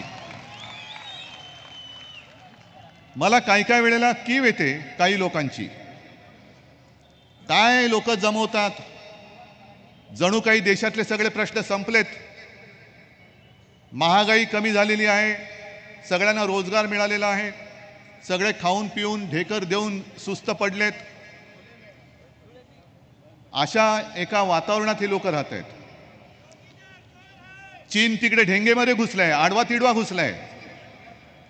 तिकडे ना मोदी जायला तयार, ना अमित शहा जायला तयार. पण सगळी फौज भाडोत्री घेऊन संपवायला आज इकडे आलेले आहेत. संपवून बघा, मी आव्हान देतोय. मोदीजी, तुमच्यात हिंमत असेल तर उद्धव ठाकरेला संपवण्याचा प्रयत्न करून बघा. नाही, हा माझा महाराष्ट्र तुम्हाला महाराष्ट्राच्या मातीत तुमचं राजकारण गाडल्याशिवाय राहणार नाही. कारण इकडे आम्ही तसबिरीचं पूजन केलं. छत्रपती शिवाजी महाराज, शाहू फुले आंबेडकर, हा महाराष्ट्र, हा शाहू फुले आंबेडकरांचा महाराष्ट्र आहे. तो शहा, मोदी आणि अदानीचा महाराष्ट्र आम्ही कदापि होऊ देणार नाही. तुम्ही किती प्रयत्न करा, तुम्ही किती डोकी आपटा, डोकी फुटतील, पण माझा मर्द मराठा जो हिम्मतवान आहे तो एक सुद्धा फुटणार नाही. आणि तुमच्याकडे तुम्ही सगळे गद्दार घेतायत, घ्या. उलट काही वेळेला एक गोष्ट बरी असते, जो निसर्गाचा नियम आहे, ऋतू येतात, ऋतू बदलतात, पानं उगवतात, पानं सडतात, आणि सडलेली पानं ही झडलीच पाहिजेत. ती जोपर्यंत झडत नाहीत तोपर्यंत नवीन अंकुर फुटत नाहीत. आज सगळे सडलेली पानं मी माझ्या शिवसेना वृक्षाने टाकून दिलेली आहेत. ती तुमच्या कचरा गोळा करणाऱ्या गाडीवाल्यांनी गोळा करून तुमच्या गळ्यात घातलेली आहेत. भारतीय जनता पक्ष हा कचरा गोळा करणारा पक्ष झालेला आहे. कचरा गोळा करणारा पक्ष, कचरा जमाव पक्ष. भाडोत्री तर आहेच, भाकड आहेच, भेकड आहेच, आणि कमळाबाई तर आहेच आहे. पण ही पहिली निवडणूक अशी आहे की या वेळेला नरेंद्र मोदींना त्यांच्या प्रचाराची दिशा सापडत नाहीये. त्यांना एक असा उन्माद चढला होता की ही देशातली जनता आपण काही केलं तरी ऐकेल. 400 पारचा नारा दिला होता. पण आपण काय दिला नारा? अब की बार भाजपा तडीपार. आणि हा नारा दिल्यानंतर ते चिडीचूप झाले. मग घराणेशाहीचा मुद्दा काढला. त्यांना असं वाटलं होतं की घराणेशाहीचा मुद्दा काढला तर उद्धव ठाकरे गप्प बसेल. अहो मोदीजी, तुम्ही कोणत्या घराण्याचे मला माहिती नाही. तुमच्या घराण्यावरती कसले कोणाचे संस्कार आहेत मला कल्पना नाही. मी एवढ्यासाठी म्हणतोय कारण माझं घराणं ज्या मातीत जन्माला आलं त्या मातीमध्ये छत्रपती शिवाजी महाराज जन्माला आले, आणि तुम्ही ज्या मातीत जन्माला आलात त्या मातीमध्ये औरंगजेब जन्माला आला. आणि आज तुम्ही जे काय संपूर्ण गल्लीबोळं फिरताय महाराष्ट्रामध्ये, मुंबईची गल्लीबोळं धुंडळतायत तुम्ही, औरंगजेब सुद्धा छत्रपती शिवाजी महाराजांच्या निधनानंतर 27 वर्ष हिंदवी स्वराज्य काबीज करण्यासाठी आग्रा सोडून महाराष्ट्रामध्ये आला. 27 वर्ष महाराष्ट्राशी झुंजला, पण पुन्हा त्यांनी आग्रा बघू शकला नाही. महाराष्ट्राने त्याला इकडेच मूठमाती दिली. आज तुम्ही काय म्हणून मतं मागतात महाराष्ट्रासाठी? काय अधिकार आहे? काय केलं तुम्ही महाराष्ट्रासाठी? गेल्या 2 वेळेला महाराष्ट्राने तुमच्यावरती प्रेम केलं. 40 पेक्षा जास्त खासदार मोदीजी तुम्हाला पंतप्रधानपदी बसवण्यासाठी माझ्या महाराष्ट्राने तुम्हाला दिले होते. मी सुद्धा त्याच्यात सामील होतो, ज्याचा मला आज पश्चाताप होतोय. पण तुम्ही पंतप्रधान झाल्यानंतर महाराष्ट्र लुटायला निघालात, मुंबई लुटलीत. हे तुमचे बाळासाहेबांचे विचार. बाळासाहेबांचं नाव घेण्याची तुमची लायकी नाहीये. काय म्हणून घेता तुम्ही नाव? ज्या बाळासाहेबांनी हिंदू हृदय सम्राट, एकतर पहिल्या प्रथम हिंदू हृदय सम्राट हा शब्द नीट उच्चारायला शिका, कारण तो त्यांच्या भक्तांनी दिलेला नव्हता. भक्त लाखो आहेत. जनतेने त्यांना हिंदू हृदय सम्राट म्हटलं. आणि तुमचा जो महाराष्ट्रावरचा आकस आहे हा पदोपदी दिसतोय. महाराष्ट्राची राजधानी मुंबई ही तुम्ही भिकारी करायला निघालात. महाराष्ट्रामधले उद्योग धंदे तुम्ही गुजरातला पळवून नेले. आणि काल परवाकडे जो त्यांनी रोड शो केला, काय उन्माद काय असतो तो काल बघायला मिळाला. जिथे 2 दिवसापूर्वी ते होर्डिंग कोसळून त्याच्यात काही जण मृत्युमुखी पडले, त्यांचं रक्तही सुकलं नव्हतं, त्याच्या आत त्याच विभागामध्ये ढोल ताशे बडवत, लेझिम बिझिम सगळं वाजत गाजत, फुलं उधळत तुम्ही स्वतःचा रोड शो केला. हे एवढे निर्दयी झालात तुम्ही. एक तर तुम्ही ज्या शिवसेनेने तुम्हाला कठीण काळामध्ये मदत केली त्या शिवसेनेला तुम्ही नकली म्हणता. मग असं नेमकं आहे तरी काय की उद्धव ठाकरेचं तुम्ही पक्ष चोरला, चिन्ह चोरलत, वडील पण पळवलेत, तरी देखील ही लोक हटत का नाहीत माझ्याकडनं? काही लोक माझ्यासोबत आहेत. मी जिथे जिथे जातो तिकडे गर्दी होते, प्रत्येक ठिकाणी गर्दी होते. आणि लोक समोरून सांगतायत, उद्धवजी चिंता करू नका, आम्ही तुमच्या सोबत आहे, तुम्ही लढा, फक्त या हुकुमशहाला गाडा, तुम्ही या हुकुमशहाला गाडा. ही लढाई माझी मी लढत नाहीये, ही लढाई मी तुमची लढतोय. हे सगळे जण एकत्र आलेले आहेत. हे स्वतःची लढाई लढायला आले नाहीत. देशाचं स्वातंत्र्य टिकवण्यासाठी, देशाचं स्वातंत्र्य अबाधित ठेवण्यासाठी आपण सगळे एकत्र आलेलो आहोत. आणि इंग्रजांच्या काळामध्ये सुद्धा जर कोणी असा विचार केला असता, अरे एवढे ताकदवान आहेत इंग्रज, काय होणार यांच्या पुढे, मारून टाकतील, मारली लोक, फासावरती गेली, घरदार कुटुंब सगळ्यावरती त्यांनी निखारा ठेवला. पण तरुण मुलं क्रांती त्यांनी केली, लढ्यामध्ये उतरली, फासावरती चढली, तुरुंगवास भोगला, हाल अपेष्टा सोसल्या. कोणासाठी? देशासाठी. काल जो मी प्रश्न विचारला तोच पुन्हा विचारतोय, देश म्हणजे आहे तरी काय? भारत माता की जय आपण बोलतो, ती भारत माता आहे तरी कुठे? नाशिकच्या सभेमध्ये जेव्हा मोदीजींनी सुरू केलं हिंदू मुसलमान, तेव्हा समोरचा एक शेतकरी उठला, उभा राहिला आणि त्यांनी सांगितलं की कांद्यावरती बोला. ती क्लिप तुम्ही बघा, मुद्दामून बघा, मोदींच्या डोळ्यांकडे बघा. हुकुमशहाची नजर कशी असते, राक्षसी. अरे शेतकरी तुमच्याकडे पंतप्रधान म्हणून कांद्याचा हमीभाव मागतोय, कांद्याला भाव मागतोय, निर्यात बंदी उठवा सांगतोय. त्याचं न ऐकता तुम्ही भारत माता की जय, भारत माता की जय. मग भारत माता मोदीजी, तुमची भारत माता नेमकी आहे तरी कुठे? माझी भारत माता माझ्या समोर बसलेली आहे. कांदा उत्पादक शेतकरी हा सुद्धा भारत माताच आहे. मणिपूरमध्ये ज्यांचे धिंडवडे काढले गेले त्या महिला सुद्धा भारत माताच आहेत. देश म्हणजे देशातली माणसं आहेत, देश म्हणजे देशातले दगडधोंडे नाही आहेत, दगडधोंडे म्हणजे देश नाही. कदाचित पंतप्रधान म्हणजे दगडधोंडा असू शकेल, पण देश दगडधोंडा असू शकत नाही. मग तुम्हाला संवेदनाहीन झालेला आहात तुम्ही. आणि तुमची 10 वर्षातलं एक तरी काम असं सांगा की ज्या जोरावरती तुम्ही मतं मागताय. दर वेळेला काही निवडणूक आल्यानंतर हिंदू मुसलमान, अरे इकडे सुद्धा आले असतील मुसलमान, आलेत का रे? आलेत ना. आता त्यांच्या पोटात दुखते की उद्धव ठाकरेच्या बरोबर आणि इंडिया आघाडीच्या बरोबर, महाविकास आघाडीच्या बरोबर हे मुसलमान सगळे येत आहेत. मग कधीतरी मुसलमानांना घुसखोर ठरवायचं, कधीतरी जास्त मुलं होणाऱ्यांना म्हणून आम्ही त्यांना संपत्ती वाटणार असं बोलायचं.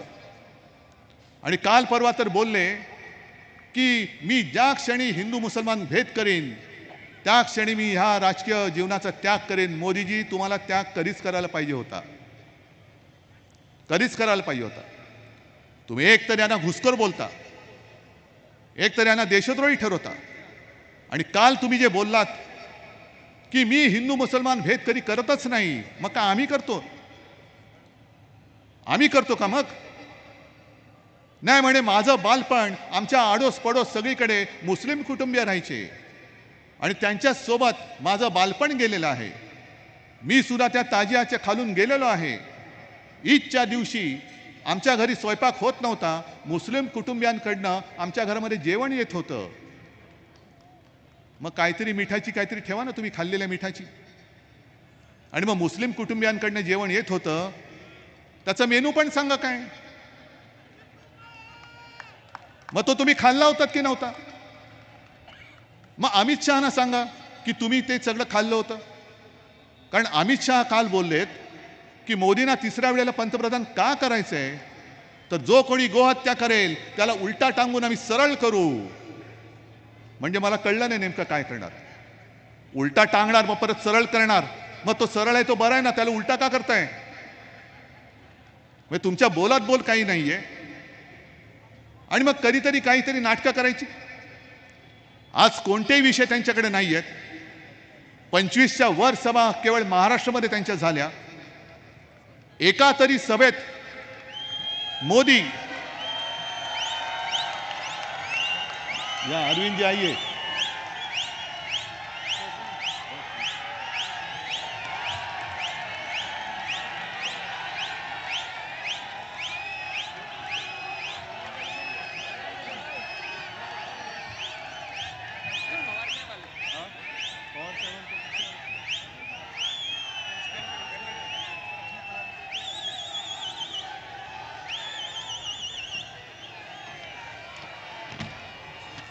बघा एक एक साथी आपल्याकडे जोडले जात आहेत आणि न घाबरणारे.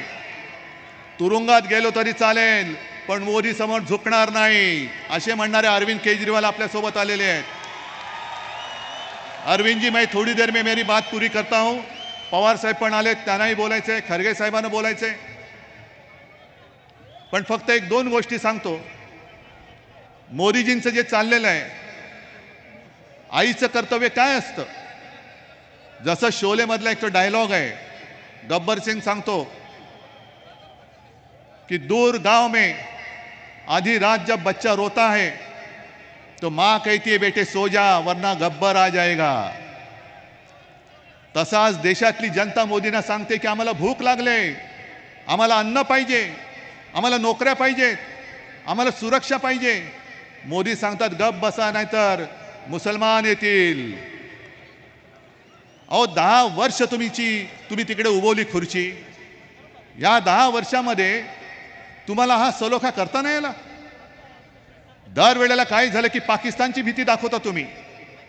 चीनबद्दल का नाही बोलत, बेकारीबद्दल का नाही बोलत.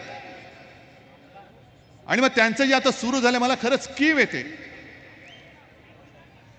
तुम्ही शिवसेना प्रमुखांच्या पुत्राला नकली संतान बोलताय. मोदीजी, तुमची असलियत काय आम्हाला काढावी लागेल. आणि मी माझ्या या सगळ्या मुंबईकरांच्या समोर तुम्हाला आव्हान देतोय, चला एका व्यासपीठावर येऊया. मी माझी 7 पिढ्यांची वंशावळ जनतेसमोर ठेवतो. मोदीजी, तुमची असली तर तुम्ही ठेवा. तुमच्या 7 पिढ्यांनी देशासाठी काय केले ते सांगा. आणि माझ्या ठाकरे घराण्याच्या 7 पिढ्यांनी काय केले हे मी तुम्हाला सांगतो. तुम्ही कोण आम्हाला सर्टिफिकेट देणारे? काय ब्रह्मदेवाचे बाप झालात? नाही, ते तर बोलून झालंच आहे, हे तर बोलूनच झालेलं आहे. पण मोदीजी, इकडे सगळे जे मुंबईकर आहेत, हे मुंबईकर जेव्हा संकटात असतात तेव्हा त्यांना मदत करायला धावून जातो तो शिवसैनिक जातो, भाजपचा कार्यकर्ता नाही जात. कुठे आग लागली, कुठे पूर आला, कुठे ॲक्सिडेंट झाला, कुठे बॉम्बस्फोट झाला, पहिला धावून जातो तो शिवसैनिक जातो. तो वाचवणाऱ्याला विचारत नाही तू कोण आहेस रे, हिंदू आहेस का मुसलमान आहेस, मराठी आहेस का गुजराती आहेस, उत्तर भारतीय आहेस का दक्षिण भारतीय. आणि अशा बचाव कार्यामध्ये अनेक शिवसैनिकांनी स्वतःचे जीव सुद्धा गमावलेले आहेत. मोदीजी, तुमचा पक्ष एकतर स्वातंत्र्य लढ्यात नव्हताच, संयुक्त महाराष्ट्राच्या चळवळीत सुद्धा नव्हताच. उलट तुमचे जे पूर्वज होते मोरारजी भाई देसाई, त्यांनी मराठी माणसाने इकडे गोळ्या घातल्या होत्या, 105 हुतात्मे झाले होते. संघर्ष करून रक्त सांडून ही मुंबई आम्ही मिळवलेली आहे. आणि मोरारजी भाईंनी तेव्हा पोलिसांना सांगितलं होतं की मी गोळ्या तुम्हाला माणसांना मारायला दिल्यात, गोळ्या वाया घालवायच्या नाहीत. ही एवढी मस्ती तुम्ही आमच्या घरात येऊन आम्हाला दाखवणार. मुंबईमध्ये तुमच्या कंपन्या दादागिऱ्या करतात, मराठी माणसाला इकडे प्रवेश देणार नाही. मी सगळ्या गुजराती लोकांबरोबर विरुद्ध नाही आहे. तुषार गांधींना मी काल सुद्धा सांगितले, गुजराती सुद्धा आमचे आहेत, गुजरात सुद्धा आमचाच आहे.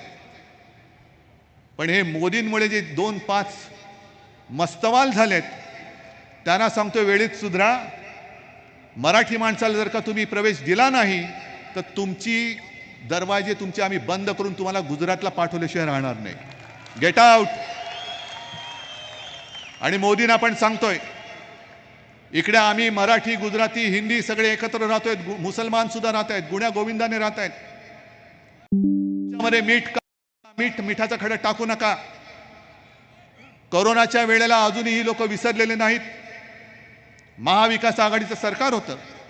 मी स्वतः अमित शहा आणि मोदींना फोन करून सांगत होतो की माझ्याकडे राहणारे उत्तर भारतीय गावी जाऊ इच्छित आहेत, घरी जाऊ इच्छित आहेत, तुम्ही ट्रेन उपलब्ध करून द्या, मी पैसे देतो, सरकार पैसे देईल.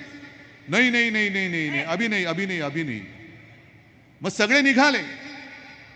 मी त्यांना सांगितलं की कायदा आणि सुव्यवस्थेचा प्रश्न निर्माण होईल. नाही नाही नाही नाही नाही अभि कुछ तो करो, कुछ तो करो.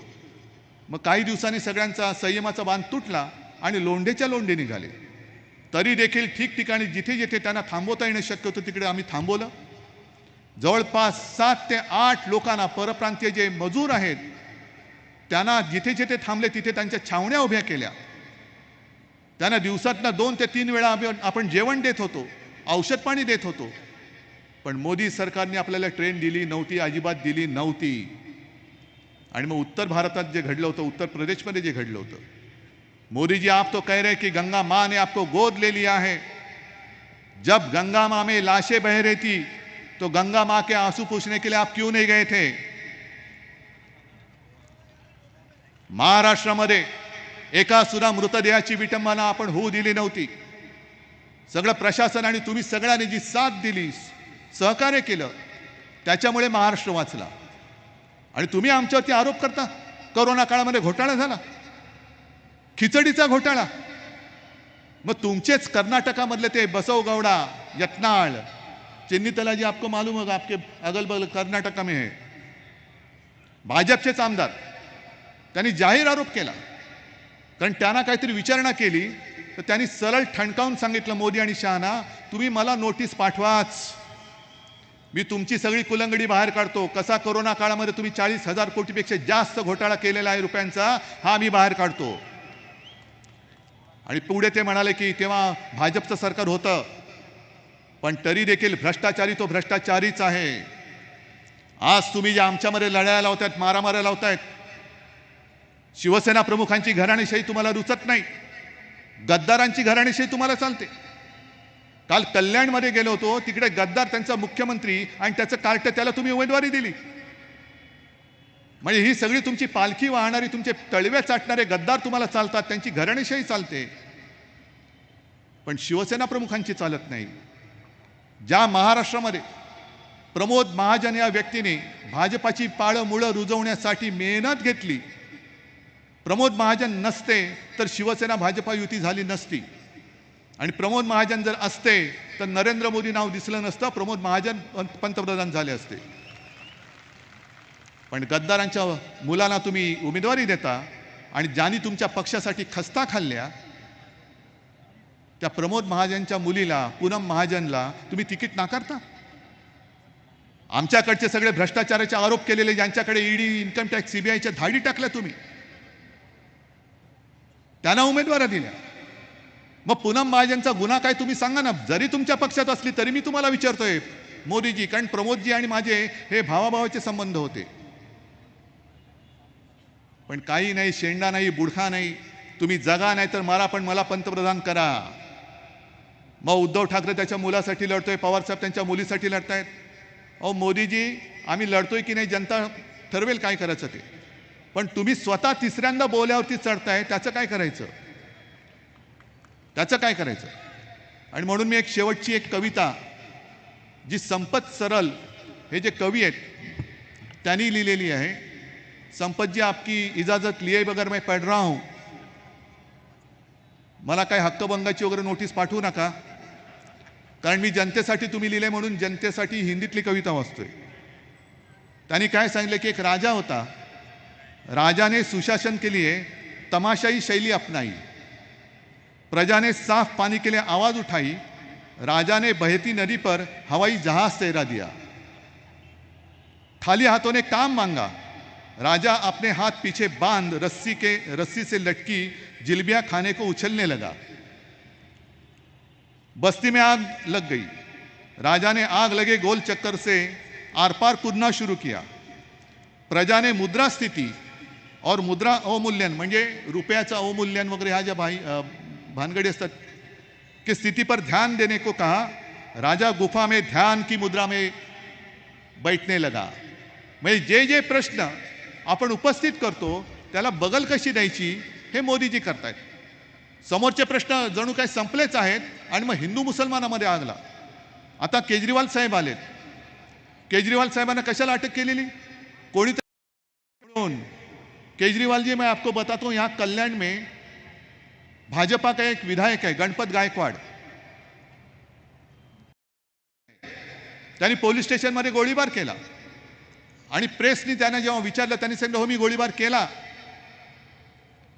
पण जर या मिंद्याच्या हातामध्ये हे राज्य राहिलं तर महाराष्ट्रामध्ये गुंडाराज सुरू होईल. आणि सुनी सुनाई बातों पर आपके ऊपर जो कार्रवाई की, ते गणपत गायकवाडचं स्टेटमेंट चॅनलकडे आहे, वृत्तपत्रात आलेलं आहे. त्यांनी सांगितलं की माझे करोडो रुपये मिंदेकडे आहेत. क्यों नहीं ईडी एकनाथ शिंदे की इंक्वायरी करती, मिंदे की इंक्वायरी क्यों नहीं करते. केवळ तुमच्याकडे आले म्हणजे ही तुमची गॅरंटी की भ्रष्टाचार करा, जेवढं खायचं तेवढं खा, पण खाऊन भाजपात या, आपको कुछ भी नहीं होगा, बाल बाका नहीं होगा. ये मेरी गारंटी है, मोदी जी की गारंटी है. या सगळ्या गॅरंट्या, करंटी गॅरंटी ही आता बस झाली.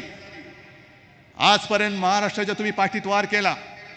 मी प्रत्येक सभेत सांगतो तेच तुम्हाला सांगतो की हा महाराष्ट्र भोळा आहे, बाभळा आहे, पण हा महाराष्ट्र मूर्ख नाही आहे. महाराष्ट्राला जर का कोणी प्रेमाने आलिंगन दिलं तर महाराष्ट्र सुद्धा प्रेमाने आलिंगन देईल.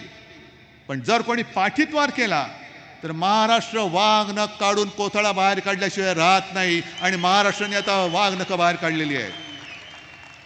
आणि म्हणूनच ही लढाई आम्ही व्यासपीठावर जमले त्यांची नाही आहे, ही लढाई तुमची आहे. तुम्ही ठरवायला पाहिजे की तुमचं भविष्य काय असणार आहे. तुम्हाला स्वातंत्र्य पाहिजे का गुलामी पाहिजे. तुम्हाला सगळं मोकळं पाहिजे, बोलण्याचा वगैरे अधिकार पाहिजे. तुमचे तुम्ही स्वामी व्हायला पाहिजेत की मोदींचे लाचार व्हायला पाहिजेत, हे तुमचं तुम्हाला ठरवायचं आहे. आणि मला खात्री आहे ज्या तळमळीने मी तुमच्याशी बोलतोय, करोना काळामध्ये जे जे मी बोललो ते तुम्ही ऐकलत. करोना व्हायरसपासून म्हणूनच आपण वाचलो. आता या हुकुमशहाच्या व्हायरसपासून देशाला वाचवण्यासाठी एकच हिम्मत करून फक्त एका बोटाने या हुकुमशहाला गाडून टाका. आणि जिथे जिथे शिवसेनेची मशाल आहे ती मशाल यांच्या बुडाला अशी लावा की पुन्हा हे महाराष्ट्रात येता कामा नयेत. जिथे काँग्रेसचा हात आहे तो हात त्यांच्या असा बसला पाहिजे की ते पुन्हा येता कामा नयेत. आणि तुतारी तर अशी वाजली पाहिजे की यांची भीतीने बोबडी वळली पाहिजे. एकजुटीने हा आपल्या हुकुमशाही विरुद्धचा लढा नुसता लढायचा नाही तर तो आपल्याला जिंकायचा आहे. आणि तो जिंकल्याशिवाय आपण राहणार नाही हा विश्वास व्यक्त करून मी आपली रजा घेतो. जय हिंद, जय महाराष्ट्र. धन्यवाद उद्धव साहेब. महाविकास आघाडीचा. आणि यानंतर मी विनंती करतो आपचे अध्यक्ष आणि दिल्लीचे मुख्यमंत्री अरविंद केजरीवाल यांना की त्यांनी या सभेला संबोधित करावं.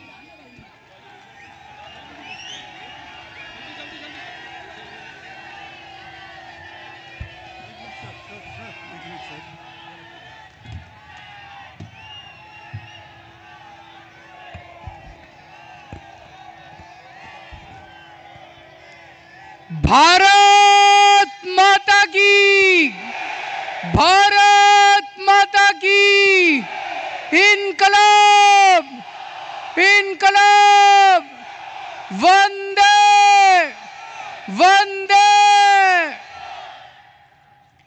मंच पे मौजूद कांग्रेस के अध्यक्ष खड़गे साहब, असली शिवसेना के अध्यक्ष उद्धव ठाकरे जी,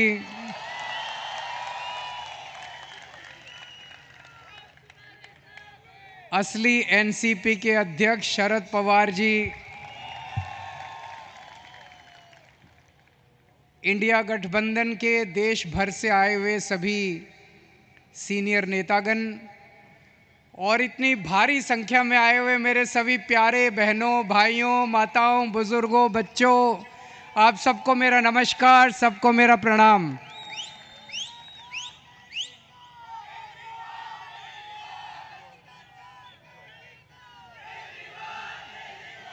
दोस्तों, आज आप लोगों के बीच में आके मुझे बहुत अच्छा लग रहा है.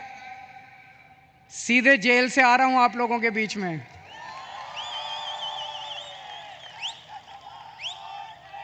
जेल का जवाब, जेल का जवाब.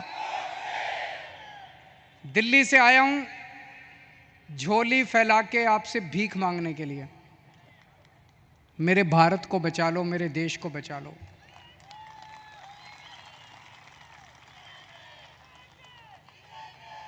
हमारे देश को प्रधानमंत्री जी तानाशाही की तरफ ले जा रहे हैं. हमारे देश को बाबा साहब अंबेडकर ने एक शानदार संविधान दिया था, जनतंत्र का. जनता चुनेगी, वोट करेगी, लोग चुने जाएंगे, वो शासन करेंगे. जिनको जनता चुनेगी वो शासन करेंगे. जनता के मुताबिक काम किए. अब धीरे धीरे धीरे धीरे प्रधानमंत्री जी ये शासन, ये जनतंत्र खत्म करना चाहते हैं. मेरा उदाहरण लीजिए. दिल्ली में हमें 2015 में दिल्ली में 70 सीट हैं, विधानसभा में 70 सीट हैं. 70 में से 67 सीट, 67 सीट आम आदमी पार्टी को मिली थी. 5 साल बाद चुनाव हुए 2020 में और 2015 में 67 सीट आम आदमी पार्टी को, 3 सीट बीजेपी को. 2020 में 70 में से 62 सीट आम आदमी पार्टी को, 8 सीट बीजेपी को. तो मोदी जी ने देखा कि दिल्ली में आम आदमी पार्टी को हरा नहीं सकते, तो मोदी जी ने एक षड्यंत्र रचा, एक फर्जी केस बनाया. उसमें मनीष सिसोदिया को, सतिंदर जैन को, सबको उसमें गिरफ्तार किया और फिर मुझे गिरफ्तार कर लिया. अगर हरा नहीं सकते तो गिरफ्तार कर लो. उन्हें लगा कि गिरफ्तार करेंगे तो केजरीवाल को इस्तीफा देना पड़ेगा, लेकिन केजरीवाल ने तय किया सरकार जेल से चलाएंगे. मैंने इस्तीफा नहीं दिया, सरकार जेल से चलाएंगे. अगर मोदी जी जनतंत्र को जेल में कैद करेंगे तो हम जनतंत्र को जेल से चला के दिखाएंगे.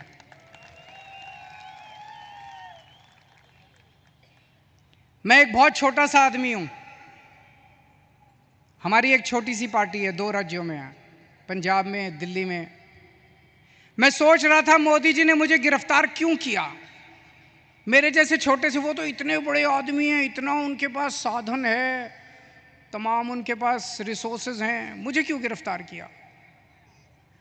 मुझे गिरफ्तार किया क्योंकि दिल्ली के गरीब बच्चों के लिए मैंने अच्छी शिक्षा का इंतजाम किया. दिल्ली के गरीब बच्चों के लिए मैंने अच्छे सरकारी स्कूल बनाए, शानदार सरकारी स्कूल बनाए। मोदी जी नहीं चाहते कि गरीब बच्चों के लिए अच्छे स्कूल बनाए जाएं, वो इस काम को रोकना चाहते हैं, इसलिए उन्होंने मुझे गिरफ्तार किया। मैंने मान लो 500 स्कूल बनाए। मोदी जी आपका बड़प्पन तो तब था आप 5000 स्कूल बनाते, आप तो इतने बड़े आदमी हो, आप 5000 स्कूल बनाते तब आपका बड़प्पन था। आपने केजरीवाल को गिरफ्तार करके स्कूलों का काम रोक दिया दिल्ली के अंदर। मुझे गिरफ्तार इसलिए किया क्योंकि दिल्ली में मैंने इतने सारे मोहल्ला क्लिनिक, गली गली में मोहल्ला क्लिनिक, अस्पताल बनाए शानदार, सबका इलाज मुफ्त कर दिया, दवाइयां, टेस्ट सब कुछ मुफ्त कर दिया 2.5 करोड़ दिल्ली के लोगों के लिए। मोदी जी ये काम रोकना चाहते हैं, इसलिए मुझे गिरफ्तार किया। और विडंबना देखिए, दिल्ली के लोगों के लिए मैंने सारी दवाइयां मुफ्त कर दी, लेकिन जब मैं तिहाड़ जेल में गया 15 दिन तक मेरी दवाइयां बंद करवा दी मोदी जी ने तिहाड़ जेल के अंदर।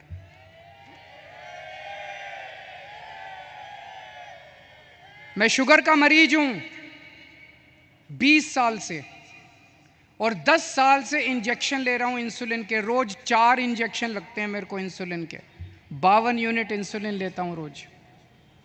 लेकिन जब मैं तिहाड़ गया, मोदी जी ने मेरे इंजेक्शन बंद करा दिए। 15 दिन तक मेरी 300 पहुंच गई शुगर, 350 पहुंच गई शुगर। मैं बोलता रहा वहां पे अफसरों को, कर्मचारियों को, मुझे इंसुलिन चाहिए, उन्होंने नहीं दी। बोले ऊपर से आदेश है, इंसुलिन नहीं दे सकते। अगर किसी आदमी को कई दिनों तक शुगर हाई रहे तो उसकी किडनी खराब हो जाती है, उसका लीवर खराब हो जाता है। मुझे नहीं पता ये क्या करना चाहते थे मेरे साथ, लेकिन इतिहास गवाह है, ऐसे बहुत सारे किस्से हुए हैं जब विरोधियों को और विपक्षी पार्टी के लोगों को जेल में डाल के उनके शरीर को खराब कर दिया गया। मुझे गिरफ्तार इसलिए किया गया क्योंकि दिल्ली के सभी लोगों की मैंने बिजली मुफ्त कर दी। दिल्ली में लोगों का बिजली का बिल 0 आता है। मैं मोदी जी को कहना चाहता हूं कि आपकी बड़प्पन तो तब होता जब आप पूरे देश के लोगों की बिजली मुफ्त कर देते। आपने दिल्ली के लोगों की बिजली आप रोकना चाहते हो, इसलिए आपने मुझे गिरफ्तार किया। अब दोस्तों, ये लोग कह रहे हैं कि मुझे 2 तारीख को दोबारा जेल जाना है। मैं जेल जाऊंगा कि नहीं जाऊंगा ये आपके हाथ में है। अगर आपने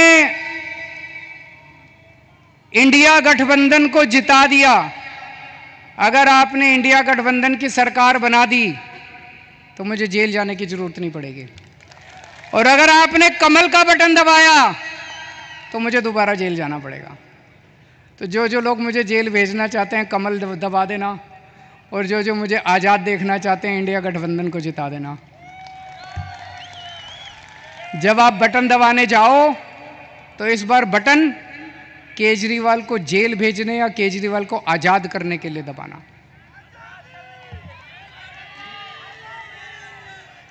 रशिया का नाम सुना है? रशिया, पुतिन ने क्या किया, जितने विपक्षी नेता थे उनको सबको कैद करके जेल में डाल दिया या मरवा दिया, और फिर चुनाव करवाए। 87% वोट मिल गए, 87%। जब विपक्षी नहीं होगा, लड़ने वाले नहीं होंगे, सारे वोट आप ही को मिलेंगे। बांग्लादेश में भी अभी ऐसा हुआ, उसने सारे विपक्षी नेताओं को जेल में डाल दिया और शेख हसीना जीत गई। पाकिस्तान में भी यही हुआ, इमरान खान को जेल में डाल दिया, उसकी पार्टी छीन ली, उसका सिंबल छीन लिया, जीत गए। अब मोदी जी भी हमारे देश को पाकिस्तान और बांग्लादेश बनाना चाहते हैं। इंडिया गठबंधन भारत देश को दुनिया का नंबर 1 देश बनाना चाहता है। मोदी जी भारत को बांग्लादेश और पाकिस्तान बनाना चाहते हैं। तय आपको करना है कि आप भारत को किस तरफ ले जाना चाहते हो, बांग्लादेश और पाकिस्तान की तरफ, या दुनिया का नंबर 1 देश बनाना है। अब यही काम मोदी जी देश में कर रहे हैं, हमारे देश में, कि सारे विपक्ष को खत्म कर दो। उन्होंने मेरे को गिरफ्तार कर लिया, कांग्रेस का अकाउंट फ्रीज कर दिया चुनाव के 1 महीना पहले। 1 महीना पहले उन्होंने कांग्रेस का अकाउंट फ्रीज कर दिया। अब हमारा अकाउंट फ्रीज करने जा रहे हैं। सुप्रीम कोर्ट के अंदर इनके वकील ने बोला है कि आम आदमी पार्टी का अकाउंट फ्रीज करेंगे। शिवसेना के उन्होंने 2 टुकड़े कर दिए, शिवसेना के 2 टुकड़े कर दिए, एनसीपी के 2 टुकड़े कर दिए, स्टालिन के कई मंत्रियों को गिरफ्तार कर लिया, ममता दीदी के कई मंत्रियों को गिरफ्तार कर लिया। सारे विपक्ष को तहस नहस करने के बाद मोदी जी कहते हैं आओ चुनाव लड़ते हैं। ये तो कायर लोग कहते हैं ऐसे। अरे मोदी जी दम में तो आंख में आंख डाल के छाती चौड़ी करके चुनाव की तरह लड़ो ना। सबके अकाउंट फ्रीज कर दिया, सबको जेल में डाल दिया। इस वक्त मोदी जी एक बड़े खतरनाक मिशन पे काम कर रहे हैं। बहुत खतरनाक मिशन है, आपको पता नहीं, अंडरग्राउंड चल रहा है। उस मिशन का नाम है वन नेशन वन लीडर। इस देश में वो चाहते हैं मोदी जी एक ही नेता होना चाहिए। उसके लिए वो 2 लेवल पे काम कर रहे हैं। एक लेवल जितने विपक्ष के नेता हैं एक एक करके सबको जेल में डाल रहे हैं। कईयों को डाल दिया, और अगर वो जीत गए, भगवान ना करे वो जीते, अगर वो जीत गए, मैं आपको चैलेंज करता हूं अगले चुनाव तक ठाकरे साहब भी जेल में होंगे, खड़गे साहब भी जेल में होंगे, राहुल गांधी भी जेल में होंगे, प्रियंका भी जेल में होगी, केजरीवाल तो है ही जेल में, शरद पवार साहब भी जेल में होंगे, ममता जी भी जेल में होंगी, स्टालिन भी जेल में होंगे, पिनराई विजयन भी जेल में होंगे। तो एक उनके लेवल पे काम कर रहे हैं, विपक्ष को सबको जेल में डाल दो, जैसे पुतिन ने, शेख हसीना ने, जैसे पाकिस्तान वालों ने जेल में डाला। और दूसरे लेवल पे उनकी अपनी बीजेपी पार्टी में जितने नेता हैं सबको पैदल कर दिया, सबकी राजनीति खत्म कर दी। देवेंद्र फडणवीस को खत्म कर दिया, उन्होंने शिवराज सिंह चौहान को खत्म कर दिया, वसुंधरा राजे को खत्म कर दिया, डॉक्टर रमन सिंह को खत्म कर दिया, खट्टर साहब को खत्म कर दिया। एक ही बचा है, कौन है? अगला किसका नंबर है? अगला किसका नंबर है? सारा देश जानता है अगला नंबर योगी आदित्यनाथ का है। अगर ये जीत गए तो 2 महीने के अंदर योगी आदित्यनाथ को उत्तर प्रदेश के सीएम पद से हटा देंगे ये लोग। बड़ा खतरनाक, एक ही नेता बचेगा और वो भी बस वही राज करना चाहते हैं। लेकिन एक और चीज है, 2014 में जब मोदी जी प्रधानमंत्री बने थे, उन्होंने एक नियम बनाया बीजेपी के लिए कि जो नेता 75 साल का हो जाएगा बीजेपी में, उसको रिटायर करना पड़ेगा, उसको अपना पद छोड़ना पड़ेगा, उसको टिकट नहीं मिलेगी, और अगर वो किसी पद पे काम कर रहा है तो उसे इस्तीफा देना पड़ेगा। उस रूल के तहत उन्होंने सबसे पहले आडवाणी जी को रिटायर किया, फिर मुरली मनोहर को रिटायर किया, फिर उन्होंने सुमित्रा महाजन को रिटायर किया, फिर उन्होंने यशवंत सिन्हा को रिटायर किया और कई लोगों को रिटायर किया। साल 17 सितंबर को मोदी जी 75 साल के हो रहे हैं।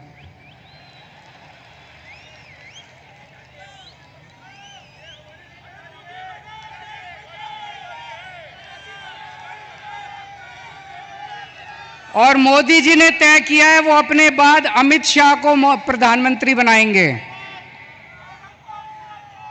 मोदी जी ने तय किया है वो अपने बाद अमित शाह को तो इस बार मोदी जी अपने लिए वोट नहीं मांग रहे, अमित शाह के लिए वोट मांग रहे हैं। अमित शाह को प्रधानमंत्री बनाने के लिए वोट मांग रहे हैं। आप अपने आसपास जितने बीजेपी के सपोर्टर हैं, बीजेपी के वोटर हैं, बीजेपी के भक्त हैं, उनको बोलना अगर वो वोट डालने जाएं, ये सोच के जाएं कि वो अमित शाह के लिए वोट दे रहे हैं, मोदी जी के लिए वोट नहीं दे रहे हैं। आंख बंद कर लें और सोचें कि मोदी जी की बजाय अमित शाह प्रधानमंत्री बनने वाले। और उसमें भी जितने पिछले 2 साल से इस पे काम कर रहे हैं मोदी जी, जितने नेता थे बड़े छोटे बीजेपी के अंदर, सबको खत्म कर दिया। शिवराज सिंह चौहान को, वसुंधरा राजे को, डॉक्टर रमन सिंह, योगी आदित्यनाथ को 2 महीने में हटा देंगे ताकि रास्ता साफ हो जाए, अमित शाह बचे केवल। ये बात मैंने जेल से निकलने के अगले दिन प्रेस कॉन्फ्रेंस करके कही थी। जैसे ही मैंने कहा सबसे पहले अमित शाह बोले नहीं नहीं मोदी जी रहेंगे हमारे 5 साल प्रधानमंत्री, मोदी जी रहेंगे। उसके बाद एक ही दिन में 24 घंटे में इतने नेताओं ने कहा मोदी जी रहेंगे प्रधानमंत्री, मोदी जी। मोदी जी ने नहीं कहा,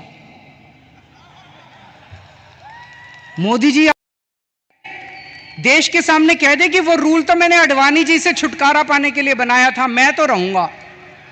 या तो मोदी जी कह दे भाई मैं तो पर अप्लाई नहीं होता, ये तो मैंने अडवाणी जी की राजनीति खत्म करने के लिए बनाया था, उनको रास्ते से हटाने।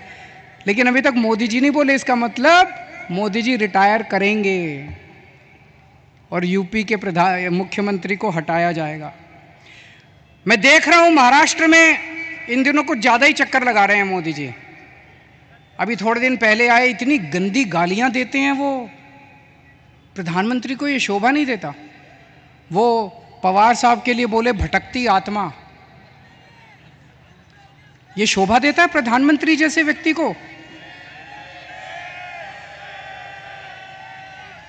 शरद पवार जी की इतने सीनियर नेता हैं देश के, आपकी उनसे वैचारिक भिन्नता हो सकती है, अलग अलग पार्टी में हो सकते हैं, लेकिन थोड़ी सी इज्जत तो रखिए।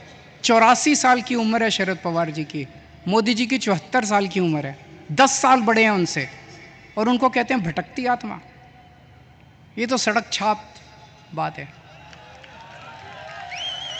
वो उद्धव ठाकरे जी को कहते हैं,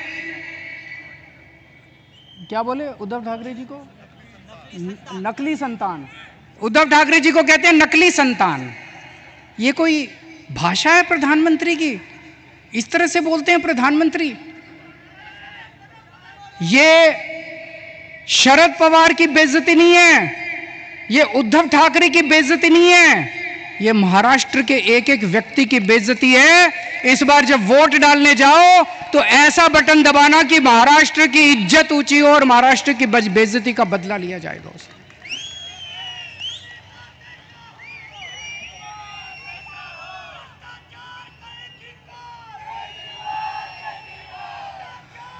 मेरे को इन्होंने 21 दिन की मोहलत दी है सुप्रीम कोर्ट ने। मुझे उम्मीद नहीं थी कि मैं जेल से बाहर आऊंगा इतनी जल्दी, लेकिन बजरंगबली की कृपा है मेरे ऊपर।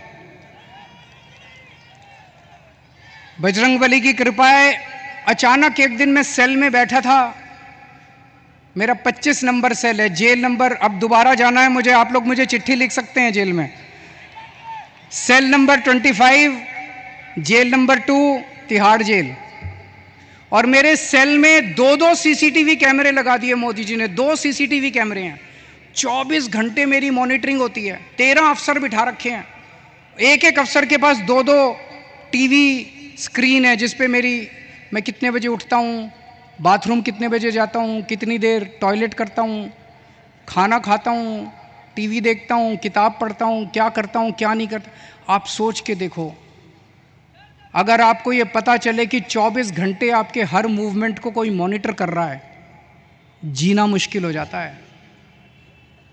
और 2 टीवी स्क्रीन प्रधानमंत्री जी के अपने दफ्तर में लगे हुए, 24 घंटे मोदी जी मेरे को देखते हैं कि मैं क्या कर रहा हूं।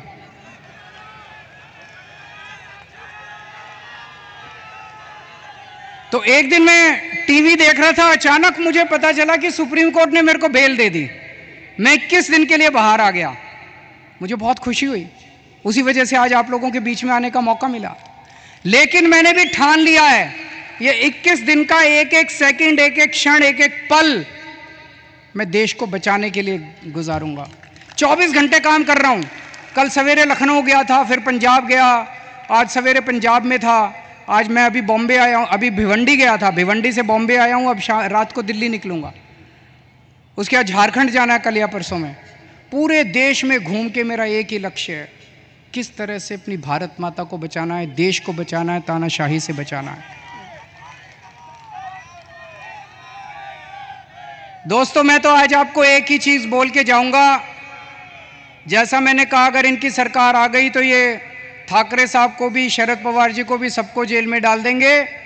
तो जो करे उद्धव ठाकरे से प्यार, उसे करना होगा मोदी को इनकार।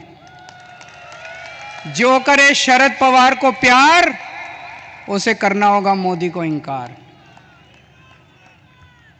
और अंत में मैं कहना चाहता हूं, इंडिया गठबंधन के यहाँ पे 3 पार्टनर्स हैं, शिवसेना, एनसीपी और कांग्रेस। मैंने एक वीडियो देखा, मैं बड़ा चिंतित हो गया वो वीडियो देख के सोशल मीडिया पे। एक व्यक्ति ने वोट दे के बाहर निकला, उससे मीडिया वाले ने पूछा किसको वोट दिया? बोला शरद पवार को। बोला कौन से निशान पे? बोला घड़ी के निशान पे। अभी बहुत कन्फ्यूजन है लोगों में, इस कन्फ्यूजन को दूर करना बहुत ज़रूरी है। लोग, मैं देख रहा हूँ, बड़ी ज़बरदस्त तरीके से बीजेपी को नकार रहे हैं, लेकिन अगर गलत सिंबल पे वोट डल गया तो बड़ी मुश्किल हो जाएगी। आप सब लोगों की जिम्मेदारी है, जितने लोग आज यहाँ आए हैं, वापस जाके अपने अपने मोहल्ले में, अपने अपने गांव में, अपने अपने पड़ोस में बोल देना कि असली शिवसेना का सिंबल बदल गया है, असली शिवसेना का सिंबल ये है, मशाल है। ये बताना पड़ेगा सबको, बताना पड़ेगा सबको। और असली एनसीपी का सिंबल जो है वो अब घड़ी नहीं है, वो तुतारी बजाने वाला आदमी है, वो बताना पड़ेगा सबको। हम सबकी जिम्मेदारी है। पार्टी अपना काम कर रही है, लेकिन पार्टी के साथ साथ जनता की भी जिम्मेदारी है। और लास्ट में एक ही चीज कहूंगा, 4 तारीख को जब नतीजे आएंगे, मैं तब तक जेल जा चुका हूंगा, जेल से नतीजे देख रहा हूंगा। पिछली बार 48 में से 42 सीट एनडीए की आई थी, इस बार 48 में से 42 सीट इंडिया गठबंधन की आनी चाहिए। अगर 48 में से 42 सीट इंडिया गठबंधन की आई तो मुझे जेल के अंदर बड़ा सुकून मिलेगा। आप सब लोगों ने, इंडिया गठबंधन के सभी नेताओं ने, ठाकरे साहब ने, पवार साहब ने, खड़गे साहब ने आज मुझे यहाँ आमंत्रित किया, बोलने का मौका दिया, बहुत बहुत शुक्रिया। और इतने प्यार से आप सब लोगों ने सुना। आप लोग खुश रहें, स्वस्थ रहें, भगवान आपका खूब खुशियाँ दे। भारत माता की।